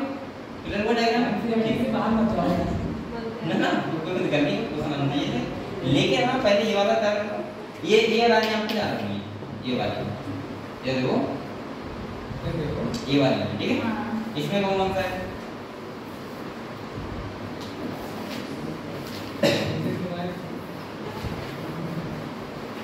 सबसे पहले क्या होता है देखो बेटा, ब्रीथिंग होता है या पल्मोनरी वेंटिलेशन बोलते हैं उसको। इसमें क्या होता है, O2 को अंदर लेना और CO2 को बाहर छोड़ना, ठीक है? दूसरा क्या होता है, डिफ्यूजन ऑफ गैसेस। इसका मतलब होता है डिफ्यूजन ऑफ गैसेस का मतलब होता है भाई क्या, O2 का एक्सचेंजमेंट, ठीक है? इसके बाद अगर तीसरी बात करें तो ट्रांसपोर्ट होगा किसके थ्रू, ब्लड। इसके बाद फिर से डिफ्यूजन होगा क्योंकि वहां पे सेल और ब्लड और सेल, ठीक है? इसके बाद अगर बात करें तो क्या होगा, यूटिलाइजेशन। O2 क्या होगा, सेल में कैटाबोलिक रिएक्शन करवाएगी जो होते हैं ऑक्सीडेशन, और इसके बाद रिलीज करेगी क्या, CO2, और इसको क्या बोलते हैं, रेस्पिरेशन। क्या बोलते हैं? समझ गए हम लोग ये बात? समझ गए? ठीक। चलो अगले लो। अब हम लोग मैकेनिज्म ऑफ ब्रीथिंग बात करें तो मैं एक बार में क्लियर कर दे रहा हूँ, ठीक है? ये मैकेनिज्म ब्रीथिंग क्यों क्या होता है, यहाँ पे बेटा वर्क होता है high pressure to low blood pressure, ठीक है? वो सॉरी ब्लड प्रेशर नहीं, high partial pressure to low partial pressure, ठीक है? ऐसा होता है। अब ये होता कैसे है, सुनो बात तो एक अभी देखो, जब हम लोग इंस्पायरेशन करते हैं सांस लेते हैं तो आपने कहा होगा थोड़ा चैम्बर में रिलीज करते हैं, बिना रिलीज करे क्या तुम ले सकते हो? नहीं ले सकते। अगर तुम किसी का वॉल्यूम बढ़ाओगे तो उसका प्रेशर क्या हो जाएगा? कम हो जाएगा। किससे? एटमॉस्फेरिक प्रेशर से। जब एटमॉस्फेयर से अंदर का प्रेशर कम हो जाएगा तो हाई टू लो इंस्पायरेशन हो जाएगा। जब हम एक्सपायरेशन करते हैं, सांस को एयर को बाहर निकालते हैं, उसका मतलब क्या होता है कि हम थोरेसिक चैम्बर डिक्रीज करते हैं। क्या करते हैं? डिक्रीज। और जब तुम थोरेसिक चैम्बर डिक्रीज करोगे तो अंदर का पार्ट प्रेशर क्या हो जाएगा? बढ़ जाएगा। किससे? एटमॉस्फेरिक प्रेशर से। और जब वो बढ़ जाएगा तो हाई टू लो। समझ गए? हम लोग बाहर कर देंगे। कभी भी तुम लोग ऐसा नहीं कर सकते बेटा, कभी भी कि तुम इंस्पायरेशन करो और थोरेसिक चैम्बर को कम करते हो, कभी ऐसा करके देखो आप चाहें, ठीक है? इंस्पायरेशन करोगे तो हमेशा बढ़ाओगे थोरेसिक चैम्बर और जब एक्सपायरेशन करोगे तो हमेशा थोरेसिक चैम्बर घटाओगे, ठीक है? समझिए? ये यहाँ पे जो दे रहे हैं, यहाँ पे एयर एंट्री लंग्स ये सब बता रहे हैं, वही बता रहे हैं, ठीक है? अब यहाँ से एक क्वेश्चन आएगा आपके साथ में करना, इससे वॉल्यूम और कैपेसिटी। हाँ, इससे ये क्वेश्चन आएगा, सबसे सिंपल टॉपिक मुझे ये लगता है। अगर मैं टाइडल वॉल्यूम की बात करूँ 500 में होता है, इतना ध्यान रखना। आईआरवी की बात करूँ 2500 3 होता है, ईआरवी की बात करूँ 1000 से 1100 होता है। रेजुलर मतलब लंग्स का वॉल्यूम होता है कितना होता है? 1100 से 12 होता है। 10,000 ध्यान रखना। अब कैपेसिटी आ जाओ, एक और बताओ बेटा, आप लोगों को अगर कैपेसिटी में, इधर देखो, अगर आप लोगों को कैपेसिटी में खाली इतना आता है बस, इंस्पायरेटरी कैपेसिटी ये आप करना यही कैसे बेटा? कैपेसिटी का मतलब तो यही हुआ हम कितनी एयर को इंस्पायर कर सकते हैं, और साथ में टाइडल भी जोड़ना पड़ेगा, तो टाइडल जोड़ दो और एयर भी जोड़ दो। सही है? एयर भी कितना है? 2500 और ये 500, कितना हो जाएगा? 3000, ठीक है? अगर एक्सपायरेटरी करना है तो ईआर भी और टाइडल वॉल्यूम, जितना हम एक्सपायर कर सकते हैं और टाइडल वॉल्यूम, ठीक है? फंक्शनल रेजिडुअल कैपेसिटी का मतलब होता है, देखो पहले सुनो, एक तो तुम याद रखो रेजिडुअल वॉल्यूम जो हमारे लक्ष्य में रहता है हमेशा, और एक वो जो तुमने निकाला था वो तो पहले था तो लक्ष्य हमारे, तो ईआरबी, तो ईआरबी और आरबी क्या मतलब जोड़ दो। वाइटल कैपेसिटी का मतलब जिसमें तुम ईआरबी, आईआरबी और टीबी और टोटल का मतलब सब। एक बात ध्यान रखना, आप लोग बेटा वो अगर ऐसे कहते हैं पेशेंट है वो बीमार है और वो कहते हैं कि उसका इंस्पायरेटरी रिजर्व वॉल्यूम है से आईआरबी है वो 1500 हो गया, कितना हो गया? आपको पूछ सकता है कि उसकी इंस्पायरेटरी कैपेसिटी बताओ, तो आप लोगों को ये बात पता होनी चाहिए कि हमें क्या क्या जोड़ना है। सही है? आईआरबी और वो कैसे भी क्वेश्चन दे आप लोग कर लोगे, कर लोगे, ठीक। अगले बढ़े, अब हम बात कर रहे हैं एक्सचेंज ऑफ गैसेस की। मैंने कहा था high particle pressure to low particle pressure, याद ना हो मत करो, कोई नहीं मैं निकालूंगा याद करो। अगर वो ऐसा क्वेश्चन को देगा ही करीब तो लिख देगा, साफ साफ के नाम दे देगा क्वेश्चन नहीं। सही है? तो ऐसे क्वेश्चन की टेबल याद करना। यहाँ पे आप देख सकते हो हर जगह हाई टू लो होगा, इधर high to low, high to low, high to low, high to low, high to low, high to, ठीक है? ये डायग्राम मैंने बनाया था वही है, ठीक है? अगला जाओ, यहाँ पे एक्सचेंज हो रहा है, क्या हो रहा है? एक्सचेंज। एक्सचेंज का मतलब देखो ये देखो ये बेटा क्या है बताओ? ये एल्वेल है, ये तुम्हारी ब्लड कैपिलरी हो गई, सही है? यहाँ से क्या होगा? एक्सचेंज कैंसिल होगा। और यहाँ पे बता रहा है कौन सी न्यूट्रल, एक बीच के होती है दोनों बीच की जो होते हैं बेसमेंट सबस्टेंस, इसके बाद एक होगी एंडोथेलियम ब्लड कैपिलरी की और एक होगी इसकी, इसको हम एपिथेलियम, तीन मेंब्रेन होती है।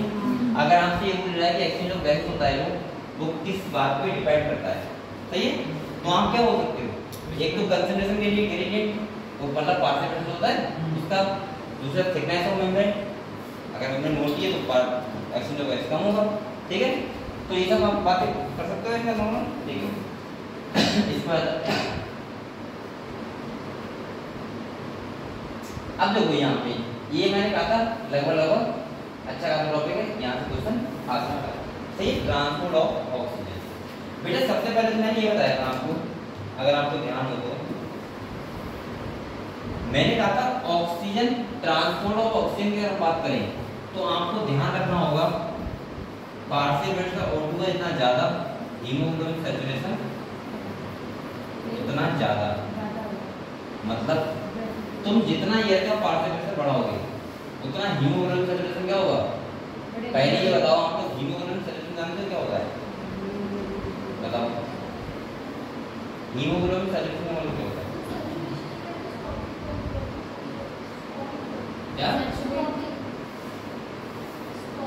स्टॉप नहीं, ज्यादा सैचुरेशन का मतलब होता है यहाँ पे हीमोग्लोबिन बाइंड कितना हो रहा है ऑक्सीजन के साथ, जितना हो रहा है उसे बोलते हैं हीमोग्लोबिन सैचुरेशन। ठीक है, अब देखो बेटा एक बार बताओ, मैंने कहा था पहाड़ों पे जाते हैं, कहाँ जाते हैं, तो वहाँ हमारा हीमोग्लोबिन सैचुरेशन क्यों हो जाता है, इसीलिए तो हो जाता है क्योंकि वहाँ का पार्शियल प्रेशर कम हो जाता है, और जब पार्शियल प्रेशर वहाँ का पहाड़ों पे जाके कम हो जाएगा तो हीमोग्लोबिन सैचुरेशन क्या हो जाएगा, कम। तुम सांस तो बराबर लोगे उतनी, भाई ऐसा ना सांस ना कम लोगे तुम्हारी, सांस तो जा रही है कोई, बस तुम्हारी जो ऑक्सीजन है वो बाइंड हो ही नहीं रही है किससे, हीमोग्लोबिन से, और जब वो हो नहीं रही है तो तुम बताओ क्या तुम्हारी ऑक्सीजन सफिशिएंट पहुंच पाएगी सेल तक, और सेल तक सफिशिएंट ऑक्सीजन पहुंच ही नहीं पाएगी तो क्या हमें एनर्जी मिलेगी। इसीलिए क्या होता है वहां पे हीमोग्लोबिन आरबीसी काउंट बढ़ा दो, जिससे हीमोग्लोबिन बढ़ जाएगा, और हीमोग्लोबिन बढ़ जाएगा तो कम, अब ज्यादा हीमोग्लोबिन तो ज्यादा सैचुरेशन होगा, समझ गए आपको। इसलिए अब देखो बेटा यहाँ पे हम लोग बहुत सिंपल भाषा में मैंने ये बता दिया आपको, पार्शियल प्रेशर ऑक्सीजन बढ़ाओगे तो हीमोग्लोबिन सैचुरेशन क्या हो जाएगा, बढ़ जाएगा। ठीक है, अब आपको कंडीशन बताओ मुझे, क्या बताओ मुझे कंडीशन, आप लोग ये बताओ मुझे, पहले ये बताओ अगर मुझे ऑक्सीजन को बाइंड करना है, यानी कि मुझे बनाना है ऑक्सी हीमोग्लोबिन, क्या बनाना है, हीमोग्लोबिन जो ऑक्सीजन का बाइंड होता है उसको बोलते हैं ऑक्सी हीमो, वो कहाँ बनाना है मुझे ऑक्सी हीमोग्लोबिन, एल्डिहाइड वाली साइड पे, और उसको तोड़ना ही है बाद में कहाँ पे, सेल वाली साइड पे। क्यों, एक बात और ध्यान रखना है यहाँ पे, हमेशा हीमोग्लोबिन यहाँ पे कैरी होता है ना कि वो इन्वॉल्व होता है, ऐसा नहीं डिटेक्शन करता है, वो खाली ऐसा होता है जैसे आप लोग होते हो बस में बैठ के ले आए, एक बार चढ़ते हो एक बार करते हो, तो एक बार बनेगा हीमोग्लोबिन तो बोलेंगे ऑक्सीजन हीमोग्लोबिन, और एक बार डिफ्यूजन भी उसका होगा कहाँ पे, सेल वाली साइड पे। ठीक है, तो अगर मैं ऑक्सीजन की बात करूं बेटा, ये बेटा तो तीन तरीके से होता है, कितने तरीके होता है, तीन तरीके से, तीन तरीके से, एक किसके द्वारा होता है, हीमोग्लोबिन द्वारा आरबीसी में, दूसरा किसमें होता है बेटा, दो तरीके से होता है, सही है, दो तरीके से होता है, CO2 का ट्रांसफर तीन तरीके से होता है, तो O2 कितने तरीके से होता है बेटा, हीमोग्लोबिन का 97% उसके द्वारा 3% CO2 का होता है। ठीक है, ये समझ गए आपको, बताओ ये क्लियर है। ठीक है, अब बेटा यहाँ पे देखो, जब बाइंडिंग ऑफ ऑक्सीजन, यहाँ देखो binding of oxygen with haemoglobin is primary related to partial pressure of oxygen, ये किस पे डिपेंड कर रहा है, ऑक्सीजन के पार्शियल प्रेशर पे। मैंने कहा था इसके बाद देखो लिखा है partial pressure of CO2, hydrogen ion concentration and temperature are the other factors which can interfere with the binding। मैंने एक बात और कही थी, जब आपको फीवर आता है तो आपको कोई टेम्परेचर क्या ज्यादा आता है तो आप कैसे करते हो, ऐसे करते हो, और आप लोग ये लगता है कि एनर्जी कितनी कम है हमारी बॉडी में, और सांस ले रहा है लेकिन फिर भी लग रहा है सांस कितनी कम ले रहे हैं, क्यों, क्योंकि तुम तो सांस ले रहे हो तभी तेजी लेते सांस, जब फीवर ज्यादा होता है हमारा हीमोग्लोबिन बाइंडिंग होता है टेम्परेचर ज्यादा के कारण, सही है। तो देखो यहाँ पे तो कौन कौन से फैक्टर रिस्पांसिबल होते हैं, CO2 का पार्शियल प्रेशर, हाइड्रोजन और इसके बाद टेम्परेचर, सही है। ये जो फैक्टर होते हैं क्या करते हैं, अफेक्ट करते हैं किसके लिए, हीमोग्लोबिन सैचुरेशन के लिए। अब आपको देखो बेटा, अब देखो यहाँ पे लिखा है सिग्माइड का जो oxygen percentage saturation partial the curve for the oxygen का भी है, हाई सुनाऊंगा आपको, ठीक है क्या है। इसके बाद देखो ये देखो, इसके बाद देखो बेटा लिखा है फॉर द ऑक्सीजन, तो समझा दूंगा आपको। अब इसके बाद लिखा है and high useful in studying the effect of factor like CO2 का पार्शियल प्रेशर कंसंट्रेशन का ATC ऑन बाइंडिंग हो तो बात लिखाइएगा। इसके बाद देखो यहाँ से स्टार्ट करो, यहाँ से एल्डिहाइड वाली साइड पे क्या होगा, ऑक्सीजन बनेगा, तो वहां पे क्या होना चाहिए, ऑक्सीजन का पार्शियल ज्यादा होना चाहिए, ज्यादा होना चाहिए, CO2 का कम, हाइड्रोजन कंसंट्रेशन क्या होना चाहिए, कम, लिखना चाहिए कम, और दूसरी बात बेटा टेम्परेचर कितना कैसा होना चाहिए, लो। अगर ये कंडीशन है तो तुम्हारा ऑक्सीजन बाइंड होगा किससे, हीमोग्लोबिन से, यहाँ से, और जहाँ डिफ्यूजन होता है वहां से। ये क्वेश्चन रखता है, ध्यान रखना। सही है, मैंने क्या बोला सबसे पहले पार्शियल ऑक्सीजन का ज्यादा, CO2 का कम। ऐसे ध्यान रखना, CO2 का जब कम तो हाइड्रोजन कंसंट्रेशन भी कम और टेम्परेचर भी कम। तब जब ऑक्सीजन क्लोरीन बनता है, जब टूटता है तो सब उल्टे, ये सब उल्टे हो जाएंगे। ठीक है, एक बात मैंने बताई थी बेटा, आपको ये बताओ, मैंने कहा था 100 ml ब्लड होता है, कितना होता है 100 ml, तो ब्लड का level around 5 ml of oxygen, कितनी होता है 5 ml ऑक्सीजन। लेकिन मैंने ये कहा था आपसे बेटा 100 ml ब्लड है और डिलीवर कितनी कर रहा है 5 ml किसको दे रहा है, टिश्यू कितने दे रहा है, सही। और CO2 जो लेके आता है वो कितना आता है 100 ml में 4 ml, कितने आता है 100 ml में 4 ml। क्लियर हो ये। दूसरा बात ये कर देख लो आपको, ये कर रहा है तुम्हारा percentage of A saturation of haemoglobin with oxygen, मतलब तुम्हारा ऑक्सीजन जो है वो कितना बाइंड हो रहा है किससे, हीमोग्लोबिन से। तो आप लोग एक बात ध्यान रखना है, मैंने एक बात और कही थी आपसे, P50 वैल्यू क्या बताया था बेटा, P50 वैल्यू बताया था, ये मैंने बहुत डिटेल में बताया था उससे आपको। P50 का मतलब होता है इसमें नहीं है, मतलब बता दिए क्वेश्चन, सही है, P50 नहीं है। P50 का मतलब क्या होता है बेटा, इतना होता है कि ये देखो एक बार समझ लो, ऑक्सीजन का पार्शियल प्रेशर कितना, उतना जितने पे 50% हीमोग्लोबिन सैचुरेशन हो जाए, उस वैल्यू को बोलते हैं P50 वैल्यू। अब आप लोग बताओ बेटा, यहाँ पे मैंने एक बार बताई थी, अगर आपसे कोई पूछे कि 50% का मतलब कितना पार्शियल प्रेशर होता है, तो होता है 33 mmHg। कितने होता है, ये ग्राफ थोड़ा उल्टा है, ये ऐसा नहीं चाहिए,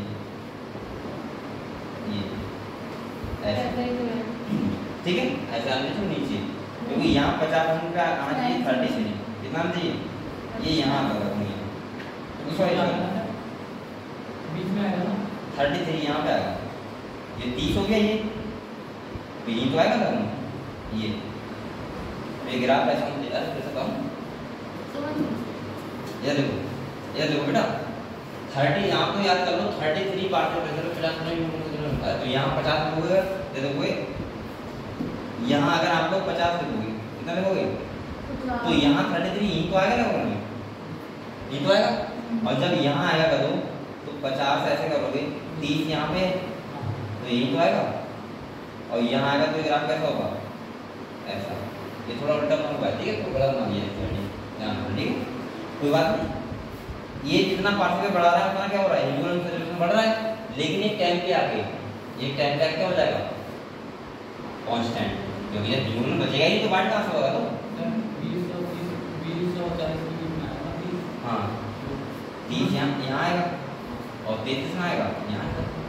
एक बात और सुनो, आप लोग बताओ, जब हीमोग्लोबिन सैचुरेशन पूरा हो जाएगा तो पार्शियल में कितना बढ़ा, क्या फर्क पड़ता है, तो इसीलिए बाद में क्या हो जाएगा कांस्टेंट, क्या हो जाएगा बेटा कांस्टेंट, समझ गए ये बात, क्लियर हुआ, ठीक है।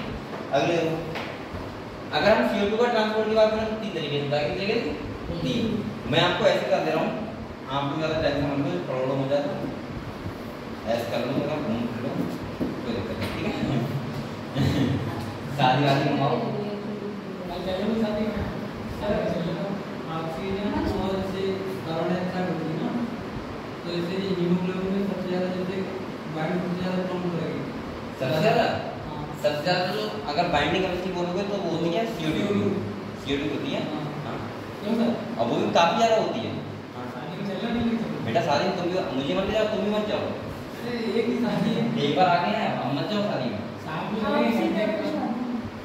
एक घंटे ये नहीं ले जाएंगे तो खाएंगे भी नहीं, वापस खाली चले जाएंगे, आरती कर जाना ना, नहीं खाएंगे वहाँ जाके, नहीं जाओ शादी में, नहीं जाती हो, अरे यही है शादी नहीं जाती हो,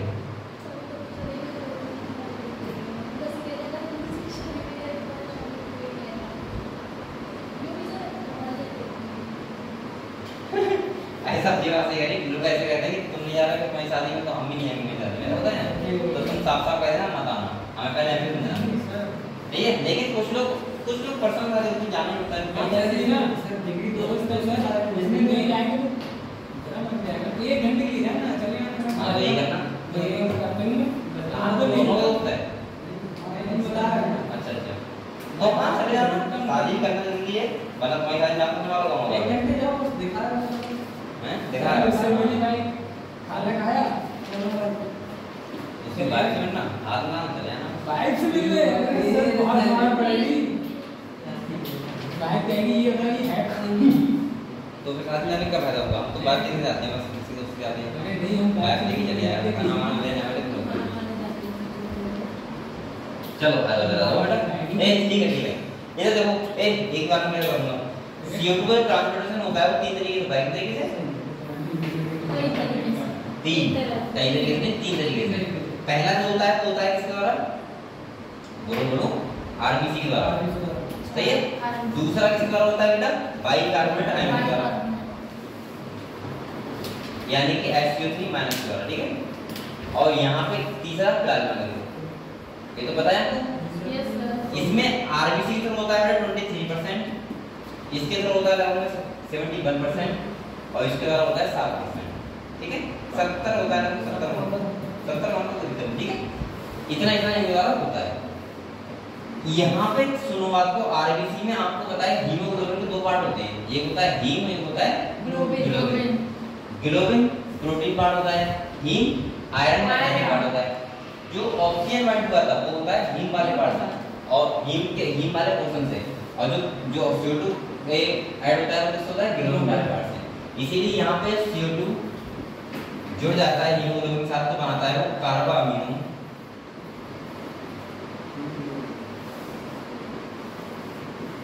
क्या बनाता है बेटा? कार्बामीनो हीमोग्लोबिन, ठीक है। ध्यान रहेगा आपको।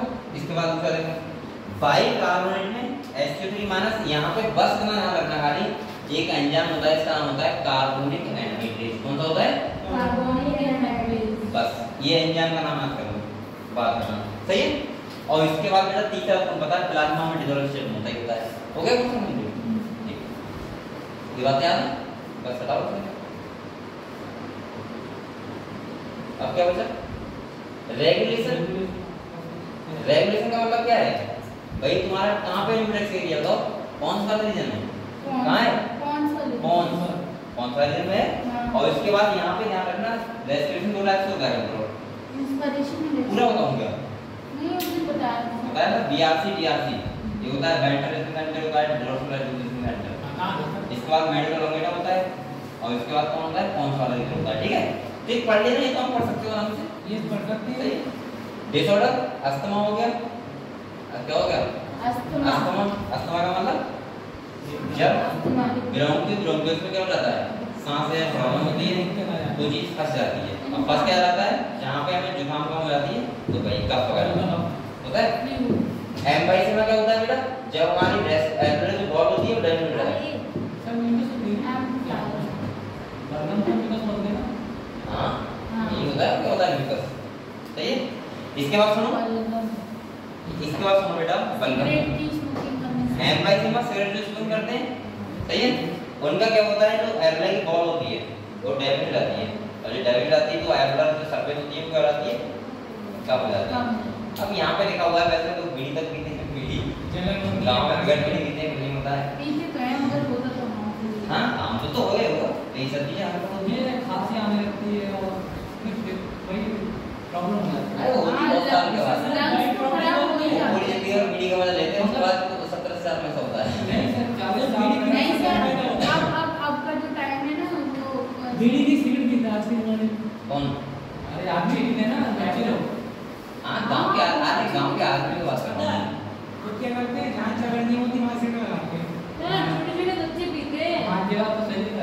बहुत छोटे-छोटे जो होते हैं, कोई ये नहीं। मेरे गांव में पहले नहीं पीते थे, अब मेरे अब कुछ लोग ऐसे होते हैं जो पापा ने पी के भी उठा दे। पहले के बच्चे थे ना, आपके जितने ज़्यादा होशियार हैं। आपके तो कहते हैं कुछ सिगरेट लोग कहते हैं लगातार मिटा रहा हूँ। चलिए तुम्हारा चलिए वो है रहता ना, क्या कहते हैं?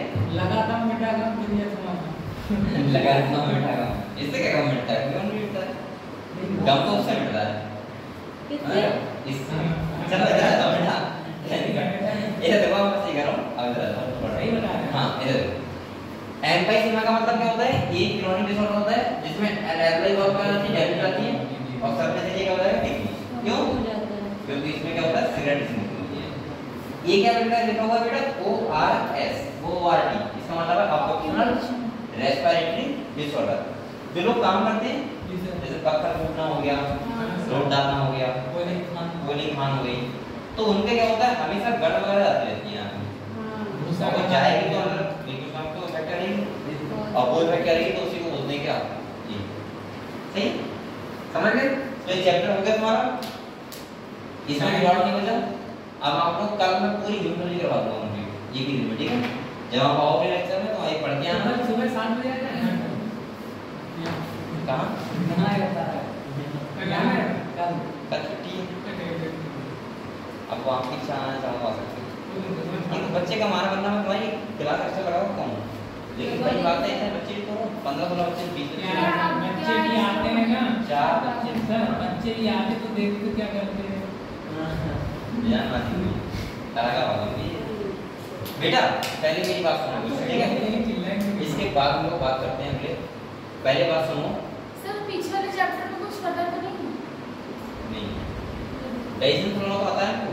हाँ क्वेश्चन में उल्टा सीधा आगे कर दोगे कर देंगे।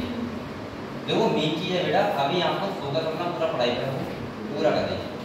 मैं तो ये बोलूंगा कि लास्ट के जो 15 क्वेश्चन होते हैं ये इतने ज्यादा इंपॉर्टेंट है। ये आपको गोल्डन पीरियड चलता है, कौन सा पीरियड चलता है? Golden period.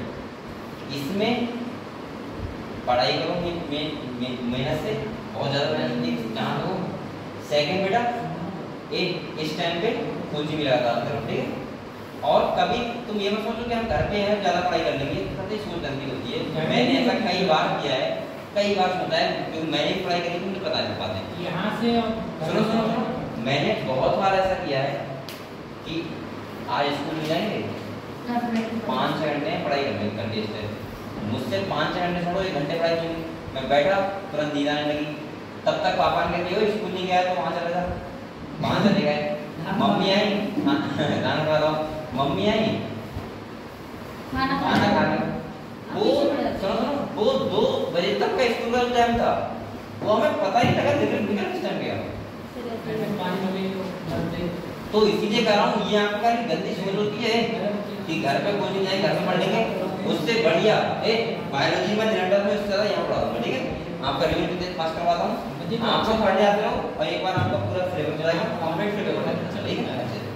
बस वो बात है कि आप मेहनत करो अपनी इच्छा से, मेहनत जरूर तरीके से करो और 90 क्वेश्चन पूरे कंप्लीट करो। किसमें 32 हो गया सर। मिर्च निकाल लिए, मिर्च निकालना था और हल्दी और मिर्च एक क्या टैलेंटेड लड़ाई नहीं हुई थी और घर पे मम्मी ने कहा केवल मेरी आ गई ये करते समय उनसे कह देना बैठो इसको सर मैं देवी नहीं हूँ। अरे देवी में कैसे काम कर काम नहीं मुझे केवल वर्षा का क्योंकि